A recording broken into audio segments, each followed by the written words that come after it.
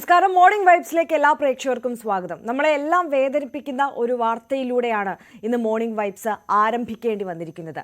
Indian കായിക ലോകത്തെ ഒന്നാകെ ഞെട്ടിക്കുന്ന വേദനിപ്പിക്കുന്ന വാർത്തയോടെയാണ് ഇന്ന് ഈ പ്രഭാതം ആരംഭിച്ചിരിക്കുന്നത്. നിർഭാഗ്യം കൊണ്ട് മാത്രം ഇന്നലെ പാരീസ് ഒളിമ്പിക്സ് ഫൈനലിൽ നിന്ന് പുറത്താകേണ്ടി വന്ന നമ്മുടെ എല്ലാം പ്രിയപ്പെട്ട ഗുസ്തി താരം വിനേഷ് ഫോഗട്ട് വിരമിക്കൽ പ്രഖ്യാപിച്ചിരിക്കുന്നു. ഈ വാർത്തയുടെ വിശദാംശങ്ങളിലേക്ക് തന്നെയാണ് നമ്മൾ ആദ്യം കടക്കാൻ പോകുന്നത്. മോർണിംഗ് വൈബ്സിൽ ഭാരത് കൂടുതലിന്റെ പേരിൽ ഒളിമ്പിക്സിൽ നിന്ന് അയോഗ്യയാക്കിയതിന് പിന്നാലെ ഗുസ്തിയിൽ നിന്ന് വിരമിക്കൽ പ്രഖ്യാപിച്ച് വിനേഷ് ഫോഗട്ട്. ഗുസ്തി ജയിച്ചു, താൻ തോറ്റു എന്നാണ് വേദനയോടെയുള്ള വിനേഷിന്റെ പോസ്റ്റ്. നിങ്ങളുടെ സ്വപ്നവും തന്റെ ധൈര്യവും തകർന്നതായും വിനേഷ് സാമൂഹിക മാധ്യമത്തിൽ കുറിച്ചു. അതിനിടെ വെള്ളി മെഡൽ പങ്കിടണമെന്നാവശ്യപ്പെട്ട വിനേഷ് കായിക കാര്യങ്ങൾക്കുള്ള ആർബിട്രേഷൻ കോടതിയെ സമീപിച്ചിട്ടുണ്ട്. വിശദാംശങ്ങളുമായി ER രാഗേഷാണ് നമുക്കൊപ്പം ചേരുന്നത്. ER, good morning. കഴിഞ്ഞ ദിവസവും നമ്മൾ ഈ വാർത്ത, അതായത് പാരീസ് ഒളിമ്പിക്സിൽ വിനേഷ് ഫോഗട്ട് അയോഗ്യയാക്കപ്പെട്ടു എന്നുള്ള വാർത്ത വന്നതിന് പിന്നാലെ നമ്മൾ സംസാരിച്ചതാണ്. നമ്മളെയൊക്കെ എത്രത്തോളം വേദനിപ്പിക്കുന്ന ഒരു കാര്യമായിരുന്നു അത് എന്നുള്ളത്. കാരണം അത്രത്തോളം ഹാർഡ് വർക്ക് ചെയ്ത് ഫൈനലിൽ വരെ എത്തി, സെമി ഫൈനൽസിൽ ആധികാരികമായ വിജയം നേടി, കരുത്ത് തെളിയിച്ച് ഫൈനലിൽ എത്തി. നമ്മളൊക്കെ സ്വർണം പ്രതീക്ഷിച്ചിരുന്ന താരമായിരുന്നു, ഇന്ത്യയുടെ അഭിമാനമായിരുന്നു. നിർഭാഗ്യം കൊണ്ട് മാത്രം ആ ഫൈനൽസ് കളിക്കാൻ പറ്റാതെ പുറത്താകേണ്ടി വന്ന വിനേഷിന്റെ ഭാഗത്തു നിന്ന് പക്ഷെ നമ്മൾ ആരും ഈ ഒരു വിരമിക്കൽ പ്രഖ്യാപനം പ്രതീക്ഷിച്ചിരുന്നതല്ല. വൈകാരികമായ ഒരു തീരുമാനം എന്നിതിനെ ഈ ഘട്ടത്തിൽ കണക്കാക്കേണ്ടതുണ്ടോ?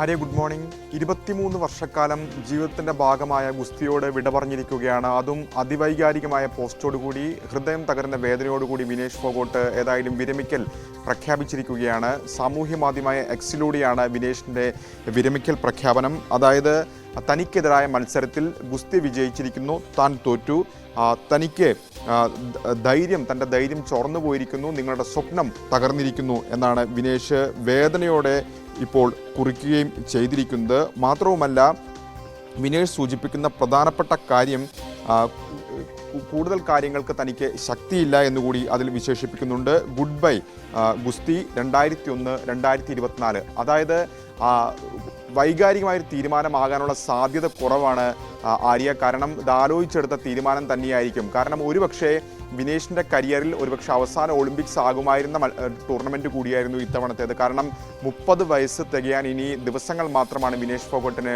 ഉള്ളത്. അതായത് ഓഗസ്റ്റ് 25-ന് 30ാം പിറന്നാളാണ്. സ്വാഭാവികമായും കരിയറിൽ ഒരു പീക്ക് സമയം അവസാനിക്കുന്നു എന്ന തോന്നൽ വിനേഷ് ഫോഗട്ടിന് തന്നെയുണ്ട്. കാരണം ഗുസ്തിയിൽ സ്വാഭാവികമായ ഒരു പീക്ക് സമയം എന്ന് പറയുന്നത് 20 മുതൽ ഏതാണ്ട് 27 വയസ്സ് വരെ പ്രായമാണ്. പക്ഷേ വിനേഷ് ഫോഗട്ട് ഏതായാലും അവരുടെ കരിയറിലെ തന്നെ ഏറ്റവും മികച്ച പ്രകടനം പാരീസിൽ പുറത്തെടുക്കുന്നു. പക്ഷേ അത്തരം ഒരു മികച്ച പ്രകടനം പുറത്തെടുത്തിട്ട് പോലും നിർഭാഗ്യം കൊണ്ട് മാത്രം അവർക്ക് ആ ടൂർണമെൻറ്റിൽ നിന്ന് മെഡൽ ഉറപ്പിച്ച് നിൽക്കുക, ഏറ്റവും ചുരുങ്ങിയതൊരു വെള്ളി മെഡലെങ്കിലും ഉറപ്പിച്ച് നിൽക്കുക, അവർക്ക് 100 ഗ്രാം ഭാരം കൂടി എന്നതിൻ്റെ പേരിൽ അവർക്ക് പുറത്തു പോകേണ്ടി വരുന്നു. അപ്പോൾ സ്വാഭാവികമായും അത് ആലോചിച്ചെടുത്ത തീരുമാനമാകാനുള്ള സാധ്യതയാണ് കൂടുതൽ, അത് വൈകാരികമാകാനുള്ള സാധ്യത ഇല്ല. ഏതായാലും അത്തരമൊരു പ്രഖ്യാപനം ഇപ്പോൾ വിനേഷ് ഫോഗട്ട് നടത്തിയിരിക്കുന്നു. ഗുസ്തി ജയിച്ചിരിക്കുന്നു, താൻ തോറ്റു. ആ പ്രയോഗത്തിന് തന്നെ വലിയ അർത്ഥങ്ങളുണ്ട്.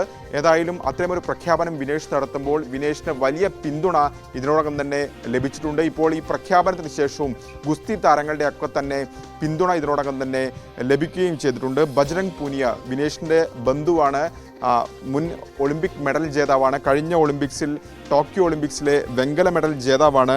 ബജ്രംഗ് പൂനിയ അടക്കമുള്ള താരങ്ങൾ, വിനേഷ് നേരത്തെ ഈ സമരരംഗത്തടക്കം വിനേഷിനൊപ്പം പിന്തുണച്ചിരുന്ന വ്യക്തിയാണ് ബജ്രംഗ് പൂനിയ. ഏതായാലും ബജ്രംഗ് പൂനിയ അടക്കമുള്ള താരങ്ങൾ വിനേഷിനെ പിന്തുണച്ചുകൊണ്ട് ഈ ഘട്ടത്തിൽ രംഗത്ത് വന്നിട്ടുണ്ട്. അതായത് യഥാർത്ഥ ചാമ്പ്യനാണ് നിങ്ങൾ തോറ്റിട്ടില്ല എന്ന് തന്നെയാണ് ഇപ്പോൾ ബജ്രംഗ് പൂനിയ വ്യക്തമാക്കിയിരിക്കുന്നത്. ഇന്ത്യയുടെ മകൾ മാത്രമല്ല, ഇന്ത്യയുടെ അഭിമാനം കൂടിയാണ് വിനേഷ് എന്ന പ്രതികരണമാണ് ബജ്രംഗ് പൂനിയയുടെ ഭാഗത്ത് നിന്ന് ഇപ്പോൾ ഉണ്ടായിരിക്കുന്നത്.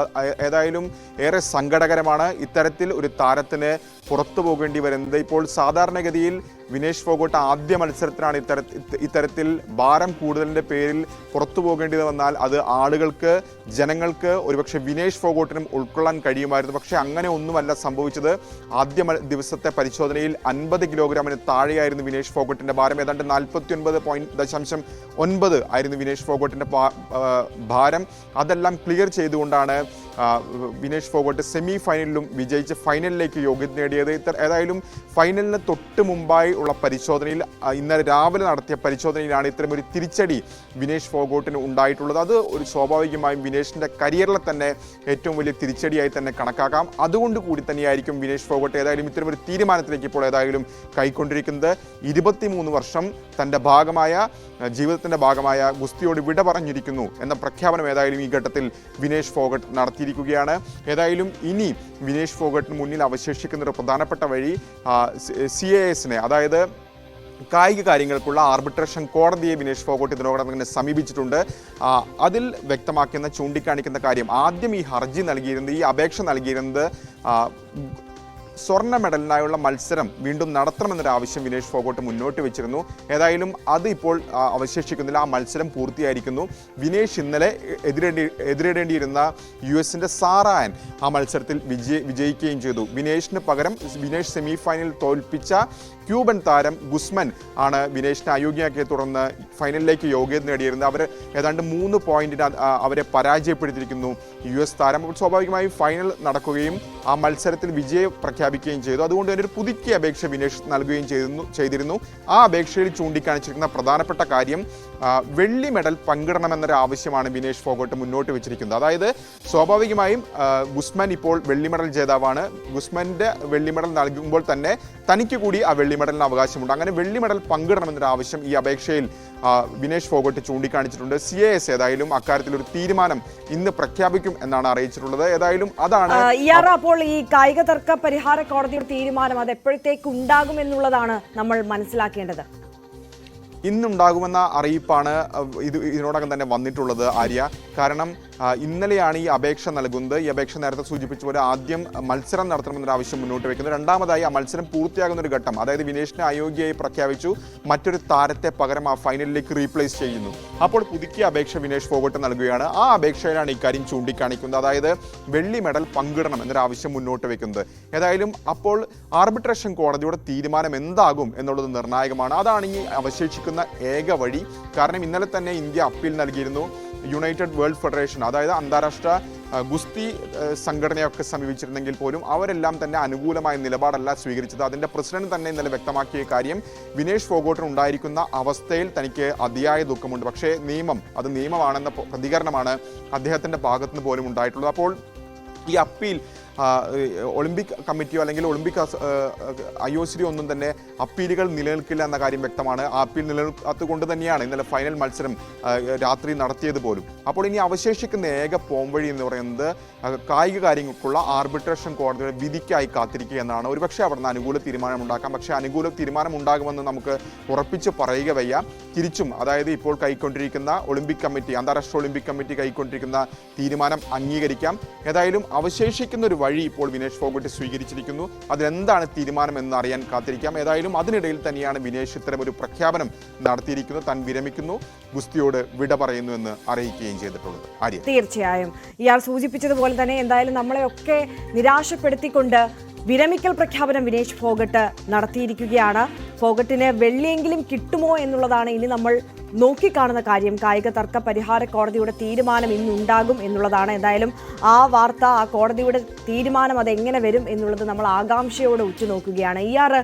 പോരാട്ട വീര്യത്തിൻ്റെ ഒരു ഉദാത്ത മാതൃക എന്നതൊക്കെ അത്തരത്തിലൊക്കെ നമ്മൾ പല ഘട്ടങ്ങളിലും വിശേഷിപ്പിച്ച ഒരു താരം കൂടിയാണ് വിനേഷ്. കഴിഞ്ഞ 2 ഒളിമ്പിക്സിലും വിനേഷിന് നിർഭാഗ്യം കൊണ്ട് മാത്രം ഈ മെഡൽ നഷ്ടമായത്, അല്ലെങ്കിൽ ആ മത്സരത്തിൽ നിന്ന് പുറത്താകേണ്ടി വന്ന സാഹചര്യമൊക്കെ നമ്മൾ കണ്ടതാണ്. പക്ഷേ ഇത്തവണ ഒരു സ്വർണ്ണത്തിളക്കം, ഇന്ത്യയുടെ ഗോൾഡൻ ഗേൾ എന്ന് നമ്മൾ വിശേഷിപ്പിക്കുന്ന താരം ഒരു ഗോൾഡൻ മെഡലുമായിട്ട് രാജ്യത്തേക്ക് മടങ്ങി വരുന്നത് കാത്തിരുന്ന നമ്മളെയാണ് ഇന്നലെ ആ ഒരു നിരാശാജനകമായ വാർത്ത തേടിയെത്തിയത്. ഇതിലിപ്പോൾ വിനേഷിൻ്റെ ടീമിനെ അടക്കം, കോച്ചിനെയും മറ്റ് അസിസ്റ്റിംഗ് ടീമിനെയും അടക്കം വലിയ വിമർശനം ഉന്നയിക്കുന്നുണ്ട് രാജ്യത്തെ പ്രതിപക്ഷ പാർട്ടികളടക്കം. ഏത് തരത്തിലാണ് രാജ്യത്തെ റെസ്ലിംഗ് അസോസിയേഷൻ അടക്കം ഈ വിഷയത്തെ നോക്കിക്കാണുന്നത്? ആരുടെ ഭാഗത്തെ വീഴ്ച എന്നുള്ള തരത്തിലാണ് ഇതിനെ നോക്കിക്കാണുന്നത്? ഒപ്പം പ്രതിപക്ഷം വലിയ പ്രതിഷേധം ഉന്നയിക്കാൻ വേണ്ടിയിട്ടുള്ള നീക്കവും ആരംഭിച്ചിട്ടില്ലേ? ആര്യ, എന്ത് സംഭവിച്ചു എന്നത് ഇക്കാര്യത്തിൽ ഒരു കൃത്യമായ പ്രതികരണം നടത്തേണ്ടത് വിനേഷ് ഫോഗട്ടാണ്. കാരണം ഇത് എന്തൊക്കെ കാര്യങ്ങൾ കൃത്യമായി സംഭവിച്ചു എന്ന് അറിയാവുന്നൊരു താരം വിനേഷ് ഫോഗട്ടായിരിക്കും. സ്വാഭാവികമായി അത്തരമൊരു പ്രതികരണത്തിലേക്ക് വിനേഷ് ഫോഗട്ട് ഇതുവരെ കടന്നിട്ടില്ല. പക്ഷേ അപ്പോൾ പോലും ആര്യ സൂചിപ്പിച്ച പോലെ ചോദ്യം അവശേഷിക്കുന്നുണ്ട്. ഇത്തരത്തിൽ അന്താരാഷ്ട്ര തലത്തിൽ ഒരു മത്സരം നടക്കുമ്പോൾ ഇത്തരത്തിൽ ഭാരം സംബന്ധിച്ച കാര്യങ്ങളെല്ലാം തന്നെ ഈ അധികൃതർക്ക് അറിയാവുന്നതല്ലേ എന്നൊരു ചോദ്യം അവശേഷിക്കുന്നുണ്ട്. കാരണം സാധാരണഗതിയിൽ ഇത്തരം ഗുസ്തി താരങ്ങൾ ഈ ഭാരം നിയന്ത്രിച്ച് നിർത്തുക പതിവാണ്. കാരണം കഠിനമായ അധ്വാനം സ്വാഭാവികമായും ചെയ്യേണ്ടി വരും. വിനേഷ് ഫോഗട്ടിൻ്റെ കാര്യമെടുക്കുകയാണെങ്കിൽ തന്നെ അവർക്ക് 3 മത്സരങ്ങൾ ഉണ്ടായിരുന്നു. ആ മത്സരത്തിന് തൊട്ട് മുമ്പുള്ള ഭാരപരിശോധനയിൽ അവർക്ക് 50 കിലോഗ്രാം അല്ല, നേരത്തെ പറഞ്ഞതുപോലെ 49.9 അവരുടെ ഭാരം. അതിനുശേഷം 3 മത്സരങ്ങൾ നടക്കുന്നു. പ്രീ ക്വാർട്ടർ നടക്കുന്നു, അതിനുശേഷം ക്വാർട്ടർ നടക്കുന്നു, അതിനുശേഷം സെമി ഫൈനൽ നടക്കുന്നു. ഈ 3 മത്സരങ്ങൾക്കും വലിയ അധ്വാനം സ്വാഭാവികമായും കായിക താരങ്ങൾ എടുക്കേണ്ടി വരും. വിനേഷിൻ്റെ കാര്യത്തിലും അത് തന്നെ സംഭവിച്ചിട്ടുണ്ട്. അതിനുശേഷം ഈ താരങ്ങൾ ലഘുഭക്ഷണവും വെള്ളവും കുടിക്കും. അപ്പോൾ അത്തരത്തിൽ ഭക്ഷണം കഴിക്കുമ്പോൾ ഭാരം ഉയരുമെന്ന് അറിയാവുന്നവരല്ല, അല്ലെങ്കിൽ അവർക്ക് അറിയാത്ത കാര്യമല്ല എന്ന് തന്നെ പറയേണ്ടിയിരിക്കുന്നു. അതാണ് ഇപ്പോൾ അധികൃതർ അടക്കം പറഞ്ഞിരിക്കുന്നത്. 1.5 കിലോ ഭക്ഷണമാണ് സാധാരണഗതിയിൽ വിനേഷ് ഫോഗട്ടിന് ഒരേ ദിവസം നൽകാറുള്ളത്. അത്തരത്തിൽ ഭക്ഷണം നൽകുമ്പോൾ തന്നെ ആ ഭാരം നിയന്ത്രിച്ച് നിർത്താൻ കഴിയുമായിരുന്നു എന്നാണ് ഇപ്പോൾ ഇന്ത്യൻ അധികൃതർ, ഈ ക്യാമ്പിലുള്ള അധികൃതരൊക്കെ തന്നെ പ്രതികരിച്ചിരിക്കുന്നത്. പക്ഷേ അതിനുശേഷം ഇന്ത്യൻ ക്യാമ്പിൽ, ഈ ഭക്ഷണത്തിനൊക്കെ ശേഷം ഇന്ത്യൻ ക്യാമ്പിൽ ഭാരം അളന്നപ്പോഴാണ് അത് 52.7, അതായത് നിശ്ചയിച്ച പരിധിയേക്കാൾ 2 കിലോ 700 ഗ്രാം വർധന രേഖപ്പെടുത്തിയിരിക്കുന്നത്. അതിനുശേഷമാണ് ഈ വെയിറ്റ് കുറയ്ക്കാനുള്ള ശ്രമങ്ങളൊക്കെ തന്നെ കഠിനമായി തന്നെ വിനേഷ് ഫോഗട്ട് നടത്തിയത്. രാത്രി ഉറങ്ങാതെ സൈക്ലിംഗ് ചെയ്യുന്നു, അതിനുശേഷം സ്കിപ്പിംഗ് ചെയ്യുന്നു, ജോഗിംഗ് ചെയ്യുന്നു തുടങ്ങിയ കാര്യങ്ങളൊക്കെ തന്നെ ചെയ്യുന്നു. ഇന്നലെ PT ഉഷയുടെ പ്രതികരണത്തിൽ പോലും പറഞ്ഞത് മുടി മുറിക്കുക പോലും ചെയ്തിട്ടുണ്ട്, എങ്കിൽ പോലും 100 ഗ്രാം കൂടുതൽ വന്നു, അത് കുറയ്ക്കാൻ കഴിഞ്ഞില്ല എന്ന പ്രതികരണമാണ് അധികൃതരുടെ ഭാഗത്തുനിന്ന് ഉണ്ടായിട്ടുള്ളത്. സ്വാഭാവികമായും ഇക്കാര്യത്തിൽ ആദ്യ പ്രതികരണം അല്ലെങ്കിൽ ഒറ്റ നോട്ടത്തിൽ തന്നെ ഇക്കാര്യത്തിൽ മറുപടി പറയേണ്ട വ്യക്തികൾ വിനേഷിനൊപ്പമുള്ള സപ്പോർട്ടിംഗ് സ്റ്റാഫ്, ഒപ്പം തന്നെ കോച്ച് തുടങ്ങിയവരാണ്. അവരാണ് ഇക്കാര്യത്തിൽ ഒരു വിശദമായ മറുപടി പറയേണ്ടത്. കാരണം ഒരു താരം മെഡൽ ഉറപ്പിച്ച് നിൽക്കുമ്പോൾ, അതും ഒളിമ്പിക്സ് പോലൊരു വേദിയിൽ മെഡൽ ഉറപ്പിച്ച് നിൽക്കുമ്പോൾ അധികൃതരുടെ ഭാഗത്ത് നിന്ന് ഇത്തരത്തിലൊരു വീഴ്ച ഉണ്ടായി എന്ന് തന്നെ ഇക്കാര്യത്തിൽ പ്രഥമ ദൃഷ്ട്യാ നമുക്ക് പറയാൻ സാധിക്കും. ഏതായാലും അത്തരം കാര്യങ്ങളിലേക്കൊക്കെ തന്നെ പരിശോധന കടക്കുമെന്നാണ് അറിയിച്ചിട്ടുള്ളത്. ഗുസ്തി ഫെഡറേഷൻ അത്തരം ഒരു പ്രതികരണം നടത്തിയിട്ടുണ്ട്. പക്ഷേ ഗുസ്തി ഫെഡറേഷനും വിനേഷ് ഫോഗട്ടും തമ്മിലൊരു നല്ല ബന്ധമല്ല ഉള്ളതെന്ന് കൂടി ഇതിനോട് കൂട്ടി വായിക്കേണ്ടതുണ്ട് എന്നതും ഒരു പ്രധാനപ്പെട്ട കാര്യമാണ്. അത് തന്നെയാണ് ഇപ്പോൾ ഇങ്ങനെ ഒരു വാർത്ത വന്നതിന് പിന്നാലെ കഴിഞ്ഞ ദിവസം സോഷ്യൽ മീഡിയയിൽ അടക്കം വലിയ ചർച്ചയാകുന്ന ഒരു കാര്യവും അതാണ്. ബ്രിജ്ഭൂഷണെതിരായി വിനേഷ് ഫോഗട്ട് അടക്കം ഗുസ്തി താരങ്ങൾ തെരുവിലിറങ്ങി നടത്തിയ പ്രതിഷേധം, അതിന് രാഷ്ട്രീയമായി അദ്ദേഹത്തിന് ഉണ്ടാക്കിയ നഷ്ടം, അതൊക്കെ ചർച്ചയാകുന്ന ഒരു സാഹചര്യം. ഇതിലൊക്കെയും അത്തരത്തിലുള്ള കളികൾ കൂടി ഉണ്ട് എന്നുള്ളത് ഒരു വിഭാഗം ആളുകൾ വിമർശിക്കുകയോടി ചെയ്യുന്നുണ്ട്, അല്ലേ? അതെ ആര്യ, നിലവിലെ സാഹചര്യത്തിൽ ഗുസ്തി ഫെഡറേഷൻ ഏതെങ്കിലും തരത്തിൽ ഇടപെടലുണ്ട് എന്ന് നമുക്ക് പറയാൻ സാധിക്കില്ല. കാരണം നമ്മുടെ കയ്യിൽ അത്തരത്തിലുള്ള തെളിവുകളില്ല, അത്തരമൊരു തെളിവുകൾ എവിടെയും പുറത്തു വന്നിട്ടില്ല. പക്ഷേ ആളുകൾ ഈ സംശയിക്കുന്ന സാഹചര്യത്തിൽ, പ്രത്യേകിച്ച് കഴിഞ്ഞ 1 വർഷക്കാലത്തെ സംഭവ വികാസങ്ങൾ, ഗുസ്തി ഫെഡറേഷൻ വിനേഷിനോടക്കം സ്വീകരിച്ച നിലപാട്, പാരീസ് ഒളിമ്പിക്സിലേക്ക് പോകുന്ന മുമ്പ് ഒരു ദേശീയ ദിനപത്രത്തിന് വിനേഷ് ഫോഗട്ട് നൽകിയ അഭിമുഖം, അതെല്ലാം കൂട്ടി വായിക്കുമ്പോൾ എന്തെങ്കിലും സംശയം സാധാരണക്കാർക്കുണ്ടായാൽ അതിൽ തെറ്റു പറയാനും കഴിയില്ല. അതാണ് സാഹചര്യം. കാരണം വിനേഷ് ഫോഗട്ട് അന്ന് നൽകിയ അഭിമുഖത്തിൽ വിനേഷ് ഫോഗട്ട് തന്നെ പറയുന്നുണ്ട്, തന്നെ പാരീസിലേക്ക് പോകാതിരിക്കാൻ ഗുസ്തി ഫെഡറേഷൻ പരമാവധി ശ്രമിക്കുന്നു എന്നൊരു പ്രതികരണമാണ് അന്ന് വിനേഷ് ഫോഗട്ട് നടത്തിയത്. ഇപ്പോൾ സംഭവിച്ചിരിക്കുന്ന കാര്യങ്ങളിൽ എന്തെങ്കിലും അട്ടിമറി ഉണ്ടെന്ന് സാധാരണക്കാർക്ക് തോന്നിയാൽ അവരെ കുറ്റം പറയാൻ കഴിയില്ല. കാരണം കഴിഞ്ഞ 1 വർഷക്കാലത്തിനിടയിൽ ഉണ്ടായിട്ടുള്ള സംഭവ വികാസങ്ങൾ അതാണ് സൂചിപ്പിക്കുന്നത്. ഏതായാലും ഗുസ്തി ഫെഡറേഷൻ ഈ ഘട്ടത്തിൽ പറഞ്ഞിട്ടിരിക്കുന്ന പ്രധാനപ്പെട്ട കാര്യം, ഇക്കാര്യത്തിൽ ഒളിമ്പിക്സ് കഴിഞ്ഞ് മടങ്ങിയെത്തിയാൽ എന്ത് സംഭവിച്ചു എന്ന കാര്യത്തിൽ ഒരു അന്വേഷണം ഉണ്ടാകുമെന്ന് ഗുസ്തി ഫെഡറേഷൻ അധ്യക്ഷൻ സഞ്ജയ് സിംഗ് അടക്കമുള്ളവർ വ്യക്തമാക്കുകയും ചെയ്തിട്ടുണ്ട്. അത് ഏത് നിലയിലുള്ള അന്വേഷണമായിരിക്കും, അതെന്തായിരിക്കും, അതിൻ്റെ റിസൾട്ട് തുടങ്ങിയ കാര്യങ്ങളൊന്നും തന്നെ പറയുക വ്യക്തമല്ല. ഏതായാലും അത്തരമൊരു പ്രഖ്യാപനമൊക്കെ നടത്തിയിട്ടുണ്ട്. അപ്പോൾ പോലും ഈ അന്വേഷണമൊക്കെ നടക്കെങ്കിൽ പോലും ഉറപ്പിച്ചിരുന്നൊരു മെഡൽ വിനേഷ് ഫോഗട്ടിന് നഷ്ടപ്പെട്ടിരിക്കുന്നു. അത് തിരിച്ചു കിട്ടാനുള്ള വഴി ഏതായാലും നിലവിലില്ല. അതിൽ അവശേഷിക്കുന്ന പോംവഴിയാണ് ഇപ്പോൾ വിനേഷ് ഫോഗട്ട് തേടിയിരിക്കുകയും ചെയ്തത്. അതായത് കായിക കാര്യങ്ങൾക്കുള്ള ആർബിട്രേഷൻ കോടതിയെ സമീപിച്ചിരിക്കുന്നത്. ഏതായാലും ആ തീരുമാനം ഉച്ചയോടുകൂടി ഉണ്ടാകുമെന്നാണ്. ആ തീരുമാനത്തെ ആകാംക്ഷയോടെ കാത്തിരിക്കുകയാണ് നമ്മളെല്ലാവരും. ER രാഗേഷാണ് വിവരങ്ങൾ നൽകിക്കൊണ്ടിരിക്കുന്നത്. രാഗേഷിലേക്ക് ഞാൻ മടങ്ങി വരാം. ഇപ്പോൾ ശ്രീ അൻസാർ എസ് രാജ്, സ്പോർട്സ് ലേഖകൻ, നമുക്കൊപ്പം ചേരുകയാണ്. ശ്രീ അൻസാർ, കഴിഞ്ഞ ദിവസം നമ്മൾ സംസാരിച്ചപ്പോൾ അത്രത്തോളം വേദന നമുക്ക് എല്ലാവർക്കും ഉണ്ടായിരുന്നു ഈ ഒരു ഫൈനൽ മത്സരത്തിൽ. ആ ഒരു ഗോൾഡൻ പ്രതീക്ഷയിലേക്ക് വിനേഷിന് എത്താൻ കഴിഞ്ഞില്ല, നിർഭാഗ്യം, അവരെ ചതിച്ചു എന്നുള്ളതൊക്കെ നമ്മൾ സംസാരിച്ചതാണ്. പക്ഷേ ഈ ഒരു വിരമിക്കൽ പ്രഖ്യാപനം അത് തീർത്തും അപ്രതീക്ഷിതമായിരുന്നു. വൈകാരികമായി പോയ ഒരു തീരുമാനമാണ് എന്ന് പലരും വിമർശിക്കുക കൂടി ചെയ്യുന്നു. ഈ ഘട്ടത്തിൽ താങ്കൾ എങ്ങനെ നോക്കിക്കാണുന്നു? അല്ല, ഇതൊരു വൈകാരികമായിട്ട് എടുത്തിരിക്കുന്ന ഒരു തീരുമാനമാണ്. പക്ഷെ അതൊരു നേരത്തെ ആയിപ്പോയി എന്ന് പറയാൻ കഴിയില്ല. കാരണം ആഗസ്റ്റ് 25-ാം തീയതി, ഈ മാസം 25-ാം തീയതി വിനേഷ് 30 വയസ്സ് കഴിഞ്ഞു. 30 വയസ്സ് എന്ന് പറയുന്നത് ഒരു ഗുസ്തി താരത്തെ സംബന്ധിച്ചിടത്തോളം ചെറിയ പ്രായമല്ല. 3 ഒളിമ്പിക്സുകൾ അവർ പങ്കെടുത്തു കഴിഞ്ഞു. പിന്നെ ഒരു കായിക താരത്തിനെ സംബന്ധിച്ചിടത്തോളം ഉള്ളത് ഏഷ്യൻ ഗെയിംസും കോമൺവെൽത്ത് ഗെയിംസുമാണ്. ഏഷ്യൻ ഗെയിംസിൽ ചാമ്പ്യൻ ആയിരുന്നു, കോമൺവെൽത്ത് ഗെയിംസിൽ ചാമ്പ്യൻ ആയിരുന്നു, ലോക ചാമ്പ്യൻഷിപ്പില് മത്സരിച്ച് മെഡൽ നേടിയിട്ടുണ്ട്. ലോക 1-ാം റാങ്ക് താരവുമായിരുന്നു വിനേഷ്.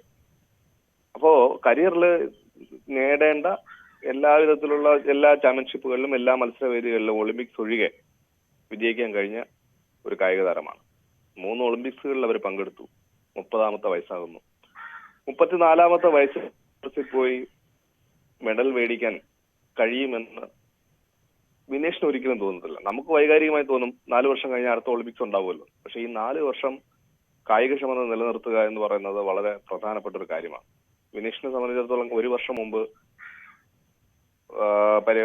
മുമ്പാണ് അവസാനമായിട്ട് പരിക്കേറ്റു അതിന് ചികിത്സകളും കാര്യങ്ങളൊക്കെ നടത്തി തിരിച്ചു വന്നത്.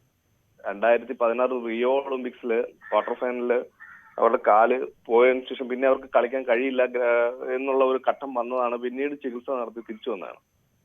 അപ്പൊ ശരിക്കും ഒരുപാട് പരിക്കുകൾ അനുഭവിച്ച ഒരു ശരീരമാണത്. ആ ഒരു ശരീരത്തിൽ നിന്ന് 4 വർഷം കൂടെ കാത്തിരിക്കാനുള്ള കായികക്ഷമത ഉണ്ടാവില്ല എന്നുള്ള തിരിച്ചറിവ് ശരിക്കും വിനേഷിന് ഉണ്ടായത് കൊണ്ടാണ് വിനേഷ് ഇത് വിരമിക്കൽ പ്രഖ്യാപിച്ചതെന്ന് നമുക്ക് പറയേണ്ടി വരും. ഈ ഒളിമ്പിക്സോടുകൂടി വിജയിച്ചാലും പരാജയപ്പെട്ടാലും ഈ ഒളിമ്പിക്സിൽ മെഡൽ നേടാമെന്ന് വിനേഷ് സ്വപ്നം കണ്ടിരുന്നു എന്ന് നമുക്ക് പറയാം. പക്ഷെ അതിന് വിനേഷിന് അതൊരു തീർച്ച ഉണ്ടായിരുന്നില്ല എന്നുള്ളത് ഉറപ്പാണ്. കാരണം ഫസ്റ്റ് റൗണ്ടിൽ സുസാക്കി എന്ന് പറയുന്ന ജാപ്പനീസ് താരം, ലോക 1-ാം നമ്പർ താരത്തെ അട്ടിമറിക്കുക എന്നുള്ളത് ഒരു വലിയ വെല്ലുവിളി തന്നെയായിരുന്നു. അപ്പൊ ഒരുപക്ഷെ ഈ ഒളിമ്പിക്സിൽ ഏറ്റവും മികച്ച പ്രകടനം കാഴ്ച വെച്ച് വിരമിക്കണം എന്ന് തന്നെയായിരുന്നു വിനേഷ് ആഗ്രഹിച്ചിരുന്നത് എന്ന് നമുക്ക് മനസ്സിലാക്കാൻ കഴിയും. ആ ഒരു ആഗ്രഹം അവർക്കുണ്ടായിരുന്നു. വളരെ സങ്കടകരമായിട്ടുള്ള ഒരു രീതിയിലേക്ക് കാര്യങ്ങൾ പോയി എന്നുള്ളതാണ് യാഥാർത്ഥ്യം. സങ്കടകരമായ രീതി എന്ന് പറഞ്ഞാൽ മെഡലിന് തൊട്ടരികിലെത്തിയിട്ട് അത് ഏറ്റുവാങ്ങാനുള്ള യോഗമില്ലാതെ പോയി വിനേഷിന്. ആ ഒരു സങ്കടത്തിൽ നിന്നുകൊണ്ട് അവരിന്ന് വിരമിക്കൽ പ്രഖ്യാപനത്തിൽ അവർ എഴുതിയിരിക്കുന്നത് വായിക്കുമ്പോൾ തന്നെ നമുക്ക് മനസ്സിലാവും, ഞാൻ തോറ്റുപോയി എന്നുള്ളതാണ്. കഴിഞ്ഞ ദിവസം താങ്കൾ തന്നെ വിശേഷിപ്പിച്ചതുപോലെ നിർഭാഗ്യ നായിക അല്ലെങ്കിൽ നഷ്ടനായിക എന്നൊക്കെ നമുക്ക് വിശേഷിപ്പിക്കേണ്ടി വരും അല്ലേ? അതെ, തീർച്ചയായും. അവർക്ക് ഒളിമ്പിക്സിലെ ഒരു മെഡൽ അത് അവരെ കരിയറിൽ അത് കിട്ടാൻ യോഗമില്ലാത്ത ഒരു സ്ഥിതിവിശേഷമാണ്. നമുക്കറിയാം, കായിക രംഗം അങ്ങനെയൊക്കെയാണ്. എത്രയൊക്കെ മികച്ച താരമായാൽ പോലും ഒരു പ്രധാനപ്പെട്ട ആ സമയത്ത് മികവ് കാണിക്കാൻ കഴിഞ്ഞില്ലെങ്കിൽ അതുവരെയുള്ള കരിയറിൽ ഉണ്ടാക്കിയെടുത്തിട്ടുള്ള ആ ഒരു നേട്ടങ്ങളും ഒക്കെ ആ ഒരു സങ്കടമായിട്ട് അവസാനിക്കുന്ന ഒരു കാഴ്ചയാണ്.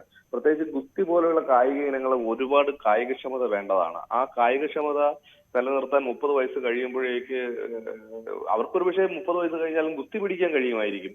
പക്ഷേ അന്താരാഷ്ട്ര തലത്തിൽ ലോക ചാമ്പ്യൻഷിപ്പുകളിലും ഏഷ്യൻ ഗെയിംസുകളിലും ഒളിമ്പിക് യോഗ്യതാ മത്സരങ്ങളിലും പിന്നീട് ഒളിമ്പിക്സിലും ഒക്കെ ആ ഒരു മികവ് നിലനിർത്താൻ കഴിയുക എന്ന് പറയുന്നത് വളരെ പ്രയാസകരമായ കാര്യമാണ്. വളരെ യാഥാർത്ഥ്യബോധത്തോടെയുള്ള തീരുമാനമാണെന്ന് എനിക്ക് ഇതിനെക്കുറിച്ച് പറയാൻ കഴിയും. ഒരു കായിക താരം എന്ന നിലയിൽ യാഥാർത്ഥ്യബോധത്തോടു കൂടി എടുത്ത തീരുമാനമാണ്.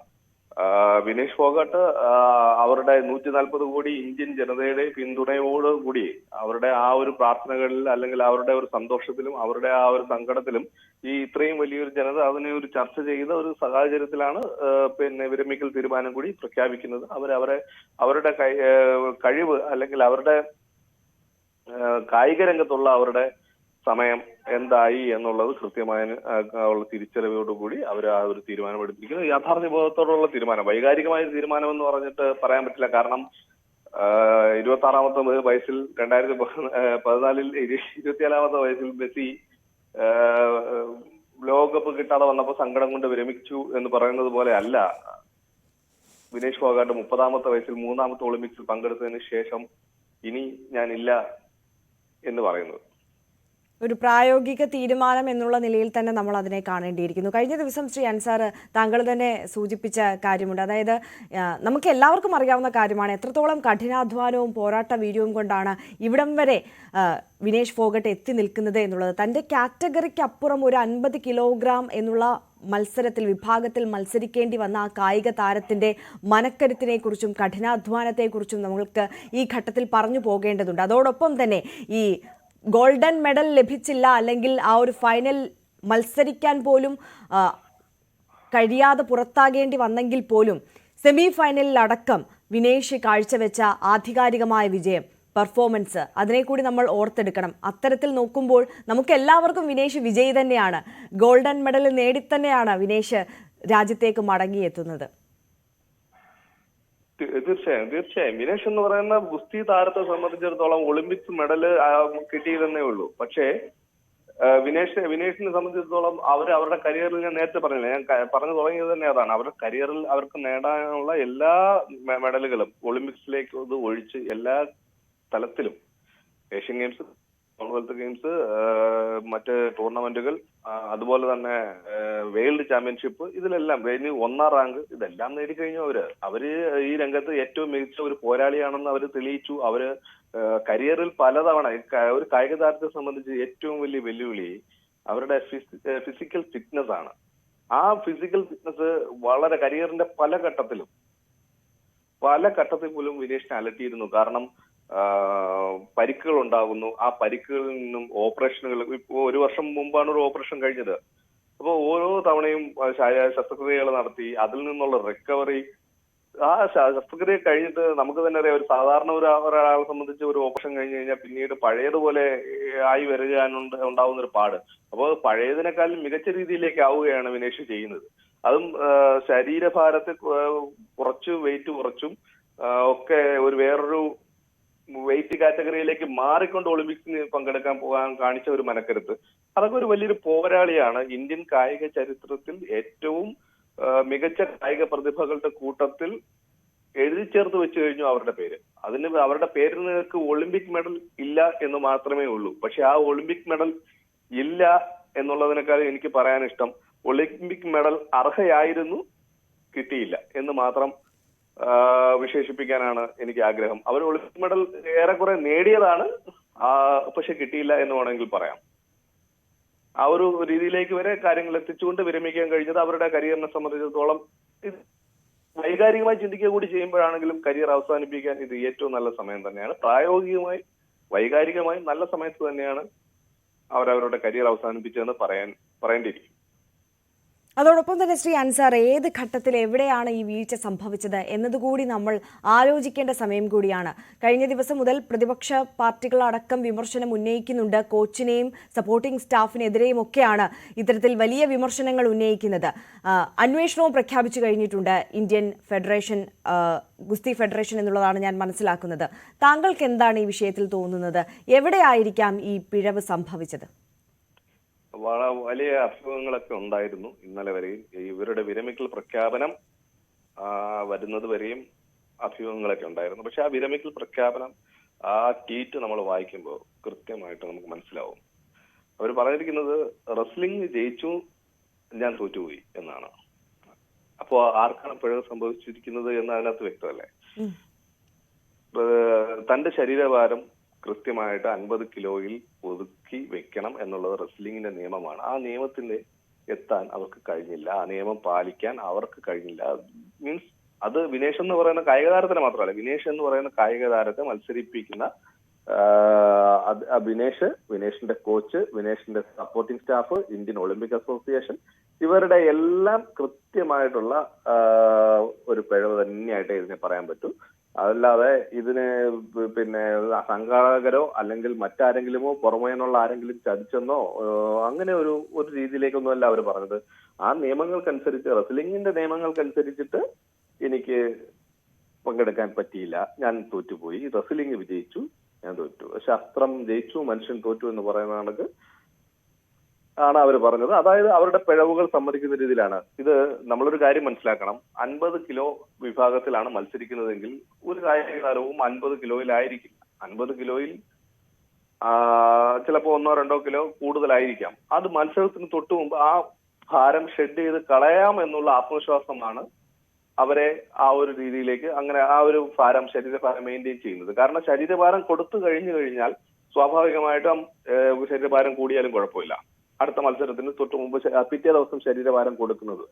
അപ്പോൾ ഈ വെയിറ്റ് ലോസ് ചെയ്യുക എന്ന് പറയുന്നത് ഇവരെ കായിക താരങ്ങളെ സംബന്ധിച്ചിടത്തോളം അതൊരു റൊട്ടീനാണ്.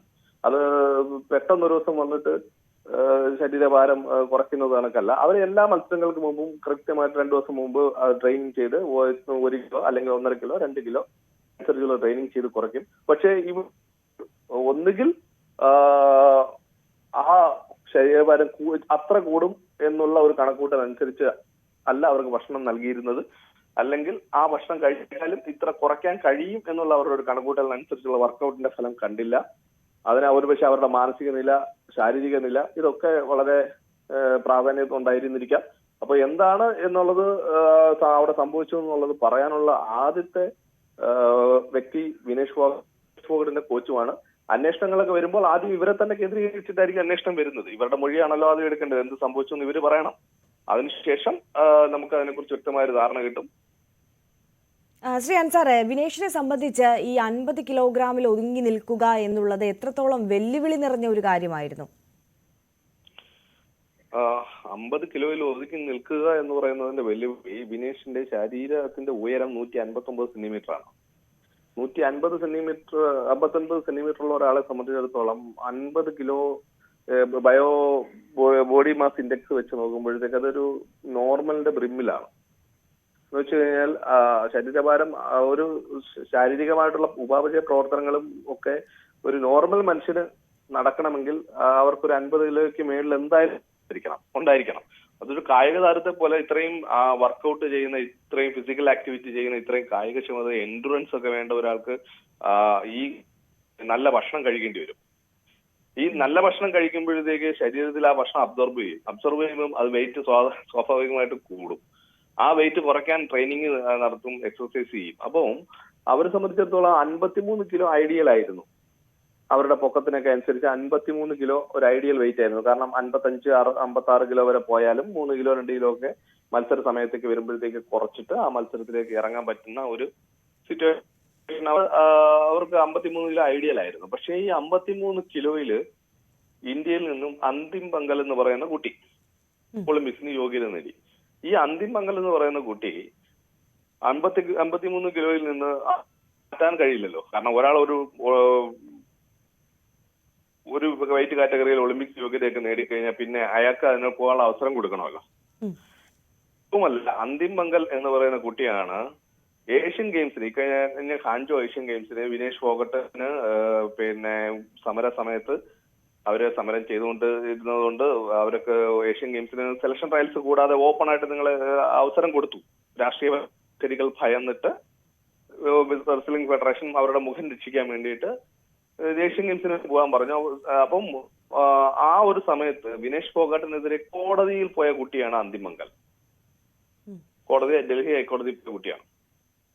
അവർക്ക് ഫേവർ ചെയ്യുന്നു, അവർക്ക് സെലക്ഷൻ ട്രയൽസ് ഇല്ലാതെ ഏഷ്യൻ ഗെയിംസിന് വിട്ടത് ശരിയായില്ല എന്ന് പറഞ്ഞ് പോയ കുട്ടിയാണ് അന്തിം പങ്കൽ. ആ അന്തിം പങ്കൽ 53 കിലോയിൽ നിന്നും മാറി 50 കിലോയിലേക്ക് മത്സരിക്കാൻ ഒരു ചാൻസ് വിനേഷിന് കൊടുക്കില്ല എന്നുള്ള തിരിച്ചറിവാണ് വിനേഷ് 50 കിലോയിലേക്ക് മാറിയത്. പക്ഷെ അതിനേക്കാൾ നല്ലത് 57 കിലോയിലേക്ക് മുകളിലേക്ക് മാറി മത്സരിക്കുന്നതായിരുന്നു. പക്ഷെ ആ മുകളിലേക്ക് മത്സരിക്കുമ്പോൾ ഉണ്ടാകുന്ന പ്രായോഗിക ബുദ്ധിമുട്ടുകൾ, അവിടെ നേരിടേണ്ടി വരുന്ന എതിരാളികളെ ഒക്കെ അല്ലെങ്കിൽ അതിൽ യോഗ്യത കിട്ടുന്നതിനകത്തുള്ള ഒരു ബുദ്ധിമുട്ടൊക്കെയാണ് ഇവരെ ഈ 50 കിലോയിലേക്ക് മാറാൻ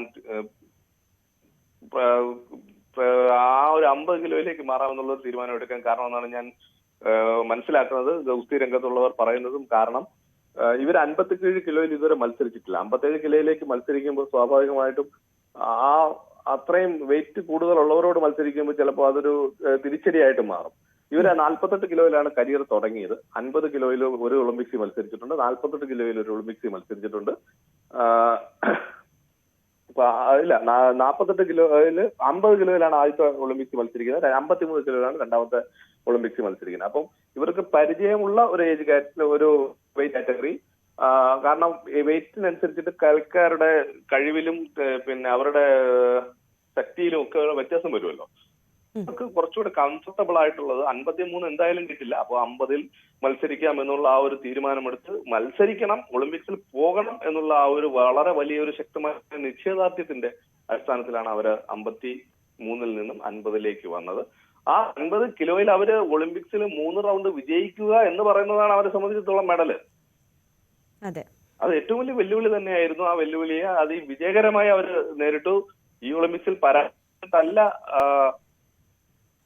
തീർച്ചയായും വളരെ നന്ദി ശ്രീ അൻസാർ, ഈ നിമിഷം ഞങ്ങളോടൊപ്പം ചേർന്നതിനും പ്രതികരിച്ചതിനും. ഞാൻ ER രാഗേഷിലേക്ക് ഒരിക്കൽ കൂടി പോവുകയാണ്. രാഗേഷ്, അൻസാർ സൂചിപ്പിച്ചതുപോലെ തന്നെ വിജയി തന്നെയാണ്. നമ്മളെ സംബന്ധിച്ച് ഗോൾഡ് മെഡൽ വിജയിച്ച് തന്നെയാണ് വിനേഷ് മടങ്ങിയെത്തുന്നത്. എന്തായാലും കായികപരമായി ആ ഒരു ഒളിമ്പിക് മെഡൽ യാഥാർത്ഥ്യം മനസ്സിലാക്കുമ്പോൾ വെള്ളി മെഡലെങ്കിലും കിട്ടുമോ എന്നുള്ളതാണ് ഇനി നമ്മൾ ആകാംക്ഷയോട് ഉറ്റുനോക്കുന്നത്. രാജ്യം ഒന്നാകെ വിനേഷിന് പിന്തുണയുമായി ഒപ്പമുണ്ട്. പ്രധാനമന്ത്രിയും രാഷ്ട്രപതിയും പ്രതിപക്ഷ നേതാവും മറ്റ് രാഷ്ട്രീയ പ്രതിനിധികളും ഒപ്പം സെലിബ്രിറ്റീസ് അടക്കം ഇന്നലെയൊക്കെ ഇത്തരത്തിൽ വിനേഷിന് അഭിവാദ്യം അർപ്പിച്ചുകൊണ്ട് രാജ്യം ഒപ്പമുണ്ട് എന്ന ഉറക്കെ വിളിച്ചു പറഞ്ഞുകൊണ്ടുള്ള പോസ്റ്റുകളൊക്കെ നമ്മൾ സോഷ്യൽ മീഡിയയിൽ കണ്ടതാണ്. എന്തായാലും കായിക തർക്ക പരിഹാര കോടതിയുടെ വിധി ആകാംക്ഷയോടെ കാത്തിരിക്കുകയാണ് നമ്മളല്ലേ? അതെ ആര്യ, കായിക തർക്ക പരിഹാര കോടതിയുടെ തീരുമാനം ഇന്നുണ്ടാകും. നേരത്തെ പറഞ്ഞതുപോലെ വിനേഷ് ഫോഗോട്ട് അപ്പീൽ നൽകിയിരുന്നു. ആദ്യം മത്സരം നടത്തണമെന്നൊരു ആവശ്യം, അത് ഫൈനൽ മത്സരം നടത്തണമെന്നൊരു ആവശ്യമായിരുന്നെങ്കിൽ ആ പുതുക്കിയ അപേക്ഷയിൽ ചൂണ്ടിക്കാണിക്കുന്ന കാര്യം വെള്ളി മെഡൽ പങ്കിടണം എന്നാണ് വിനേഷ് ഫോഗോട്ട് വ്യക്തമാക്കിയിരിക്കുന്നത്. അതായത് ഫൈനൽ മത്സരം നടന്നിരിക്കുന്നു, ക്യൂബൻ താരം ഗുസ്മാൻ അവിടെ വെള്ളി മെഡൽ ജേതാവായിരിക്കുന്നു. സ്വാഭാവികമായും ആദ്യ ദിവസത്തെ ഭാരപരിശോധനയിൽ വിനേഷ് ഫോഗട്ട് അത് ക്ലിയർ ചെയ്തതാണ്. 50 കിലോയ്ക്ക് താഴെയായിരുന്നു വിനേഷ് ഫോഗട്ടിന്റെ ഭാരം. അപ്പോൾ സ്വാഭാവികമായും അത്തരമൊരു വീഴ്ച ആദ്യം മുതൽ ഉണ്ടായിട്ടില്ല. ഈ അവസാനത്തെ ഭാരപരിശോധനയിൽ മാത്രമാണ് ഇത്തരം ഭാര കൂടുതൽ ഉണ്ടായിട്ടുള്ളത്. അപ്പോൾ അതുകൊണ്ട് തന്നെ വെള്ളി മെഡൽ പങ്കിടണം, ഗുസ്മാനുമായി പങ്കിടണം എന്നൊരു ആവശ്യം ഏതായാലും വിനേഷ് ഫോഗട്ട് ഇപ്പോൾ മുന്നോട്ട് വെച്ചിരിക്കുന്നു. അതിലേതായാലും ഇന്ന് തീരുമാനം ഉണ്ടാകുമെന്നാണ് കോടതി പറഞ്ഞിരിക്കുന്നത്. അവസാന ഒരു ഉപാധി അല്ലെങ്കിൽ അവസാന വഴിയാണ് അത്. അതിൽ ഒരു അന്തിമ തീരുമാനം അനുകൂലമാവുകയാണെങ്കിൽ ഇപ്പോൾ നിലവിൽ വെള്ളി മെഡൽ ജേതാവായ ക്യൂബൻ താരത്തിനൊപ്പം വിനേഷ് ഫോഗോട്ടും വെള്ളി മെഡൽ ജേതാവായിക്കൊണ്ടുള്ള പ്രഖ്യാപനം വരും. ആരുടെയും മെഡൽ നഷ്ടമാകുന്നില്ല.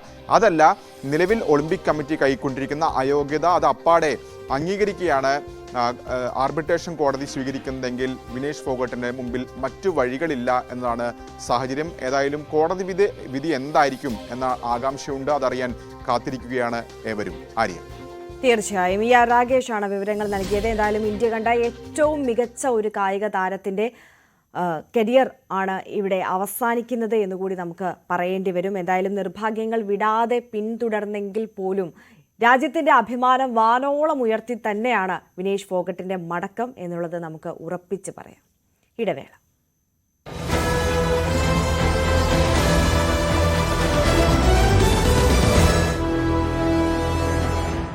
കിലോ എന്ന് പറയുന്നത്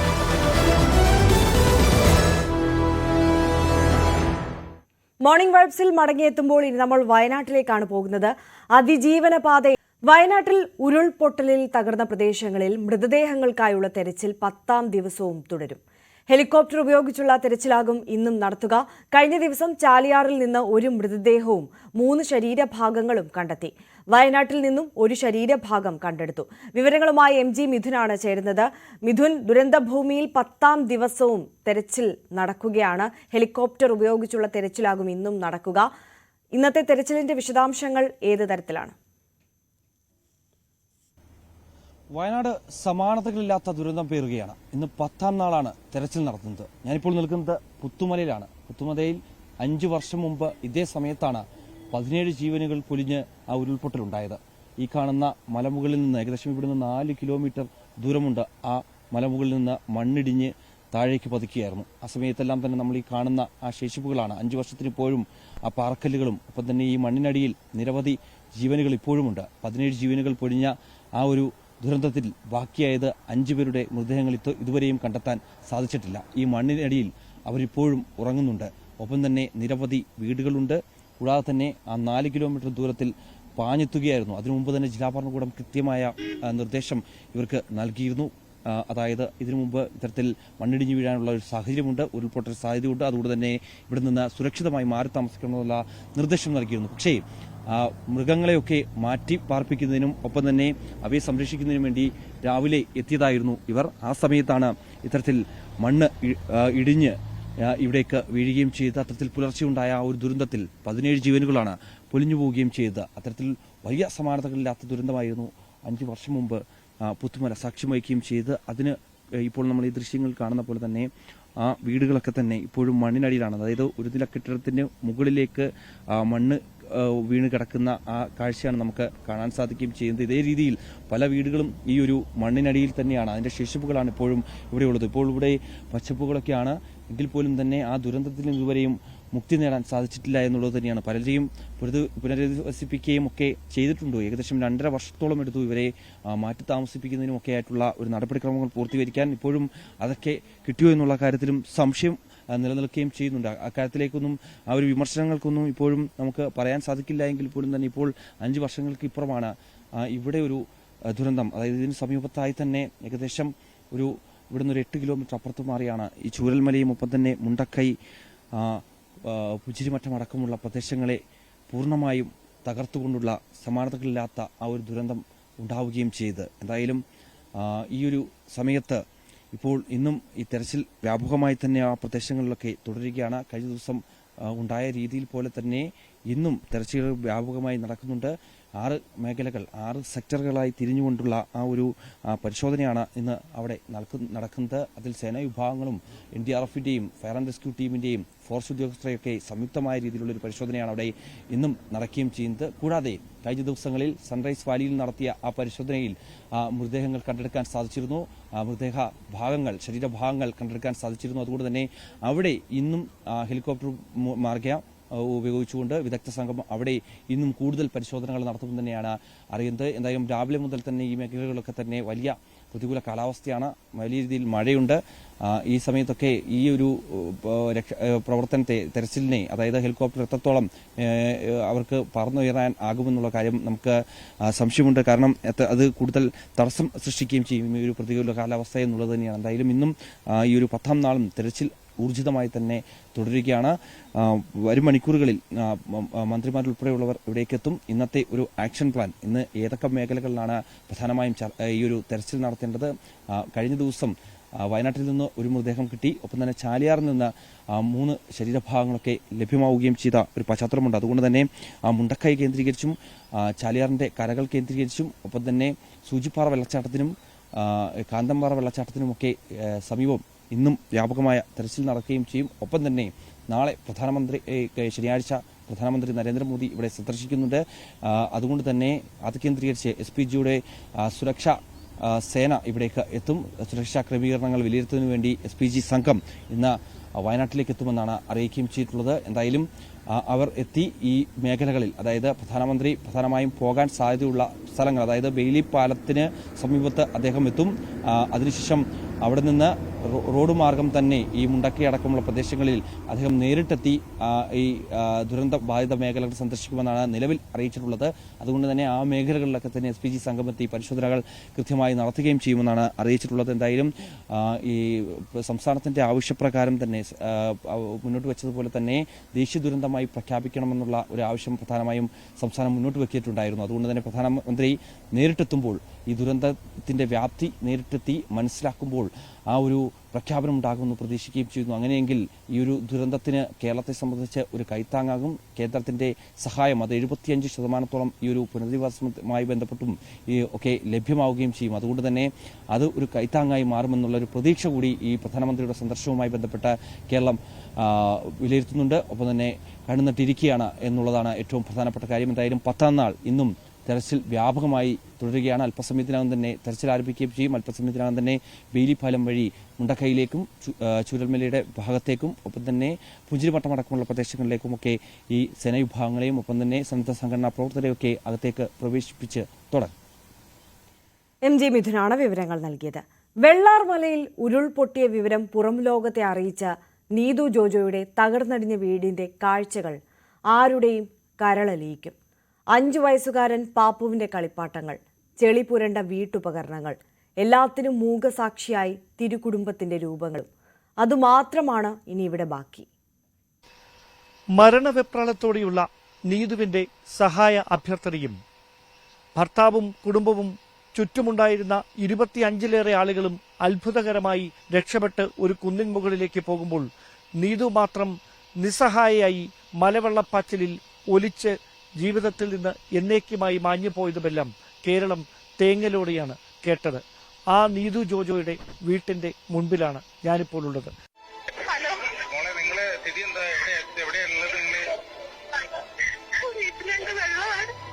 എല്ലാരും കുറെ പേരൊക്കെ ഇവിടെ എത്തിച്ചു.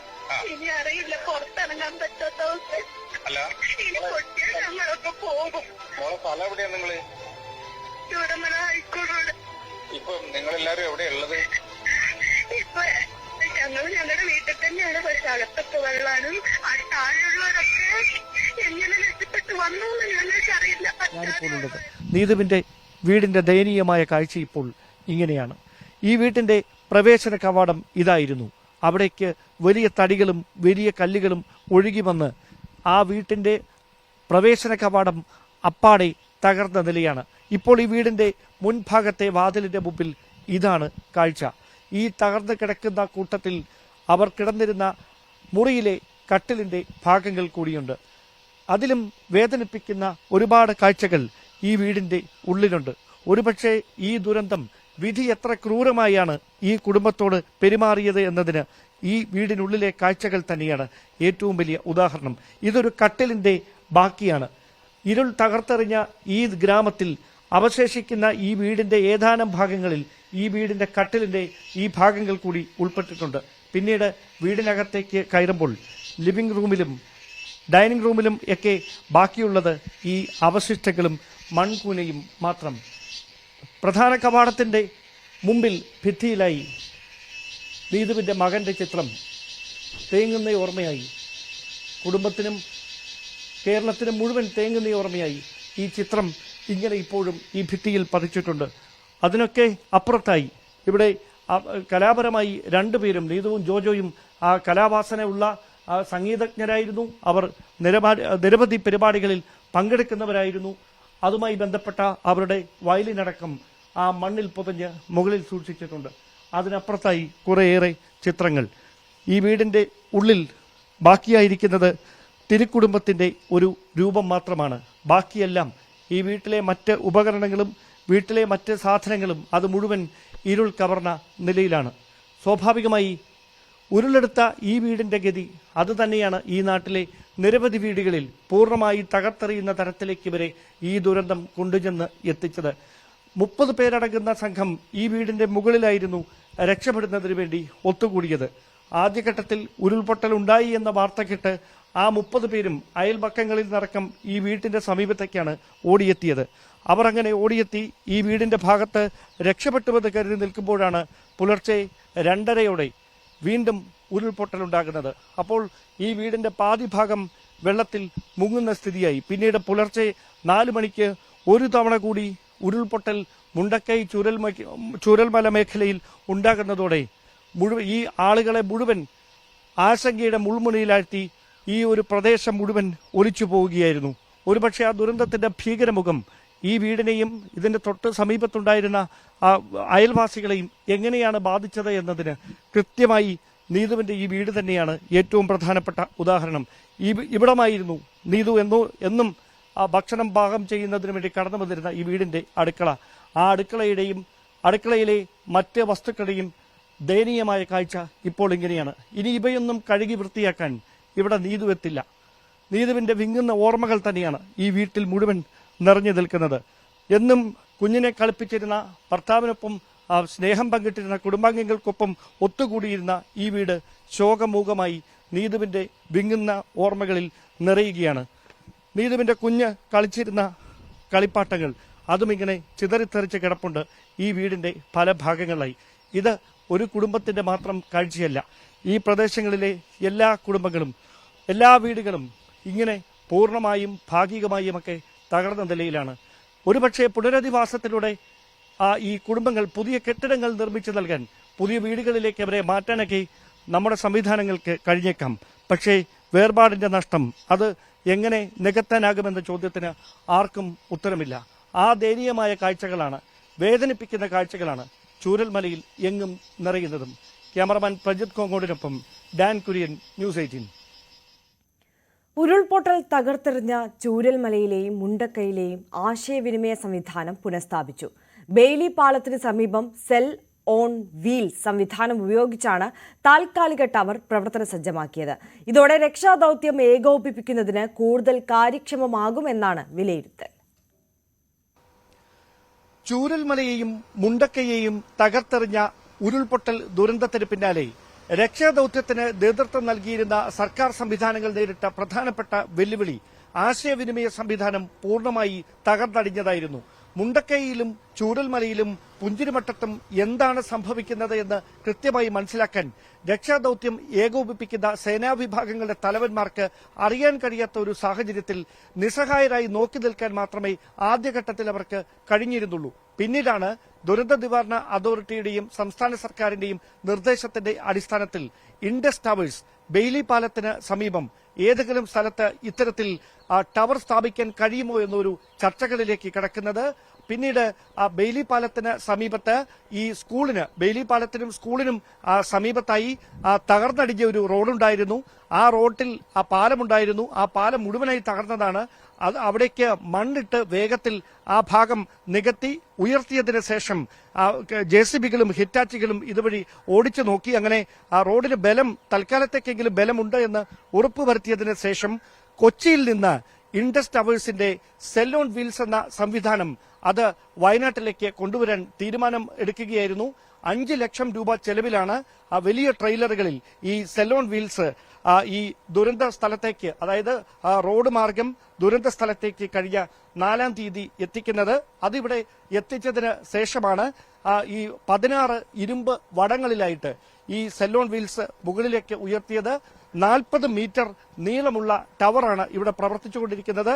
ഈ ടവറിൽ നിന്നാണ് മുണ്ടക്കയെയും ചൂരൽമലയെയും പുഞ്ചിരിമട്ടത്തെയും ഒക്കെ തമ്മിൽ ഇപ്പോൾ ബന്ധിപ്പിക്കുന്ന എല്ലാ സർവീസ് പ്രൊവൈഡേഴ്സിന്റെയും സേവനദാതാക്കളുടെയും സേവനം സുഗമമായി നടപ്പിലാക്കുന്നതിന്, ആശയവിനിമയം സാധ്യമാക്കുന്നതിന് ഈ ടവറാണ് ഇപ്പോൾ പ്രവർത്തിച്ചുകൊണ്ടിരിക്കുന്നത്. നമുക്കറിയാം, സാധാരണയായി ഈ ടവർ സ്ഥാപിച്ചതിന് ശേഷം ഈ സിമന്റ് ഉപയോഗിച്ചുകൊണ്ടാണ് അത് തറയിൽ ഉറപ്പിക്കുന്നത്.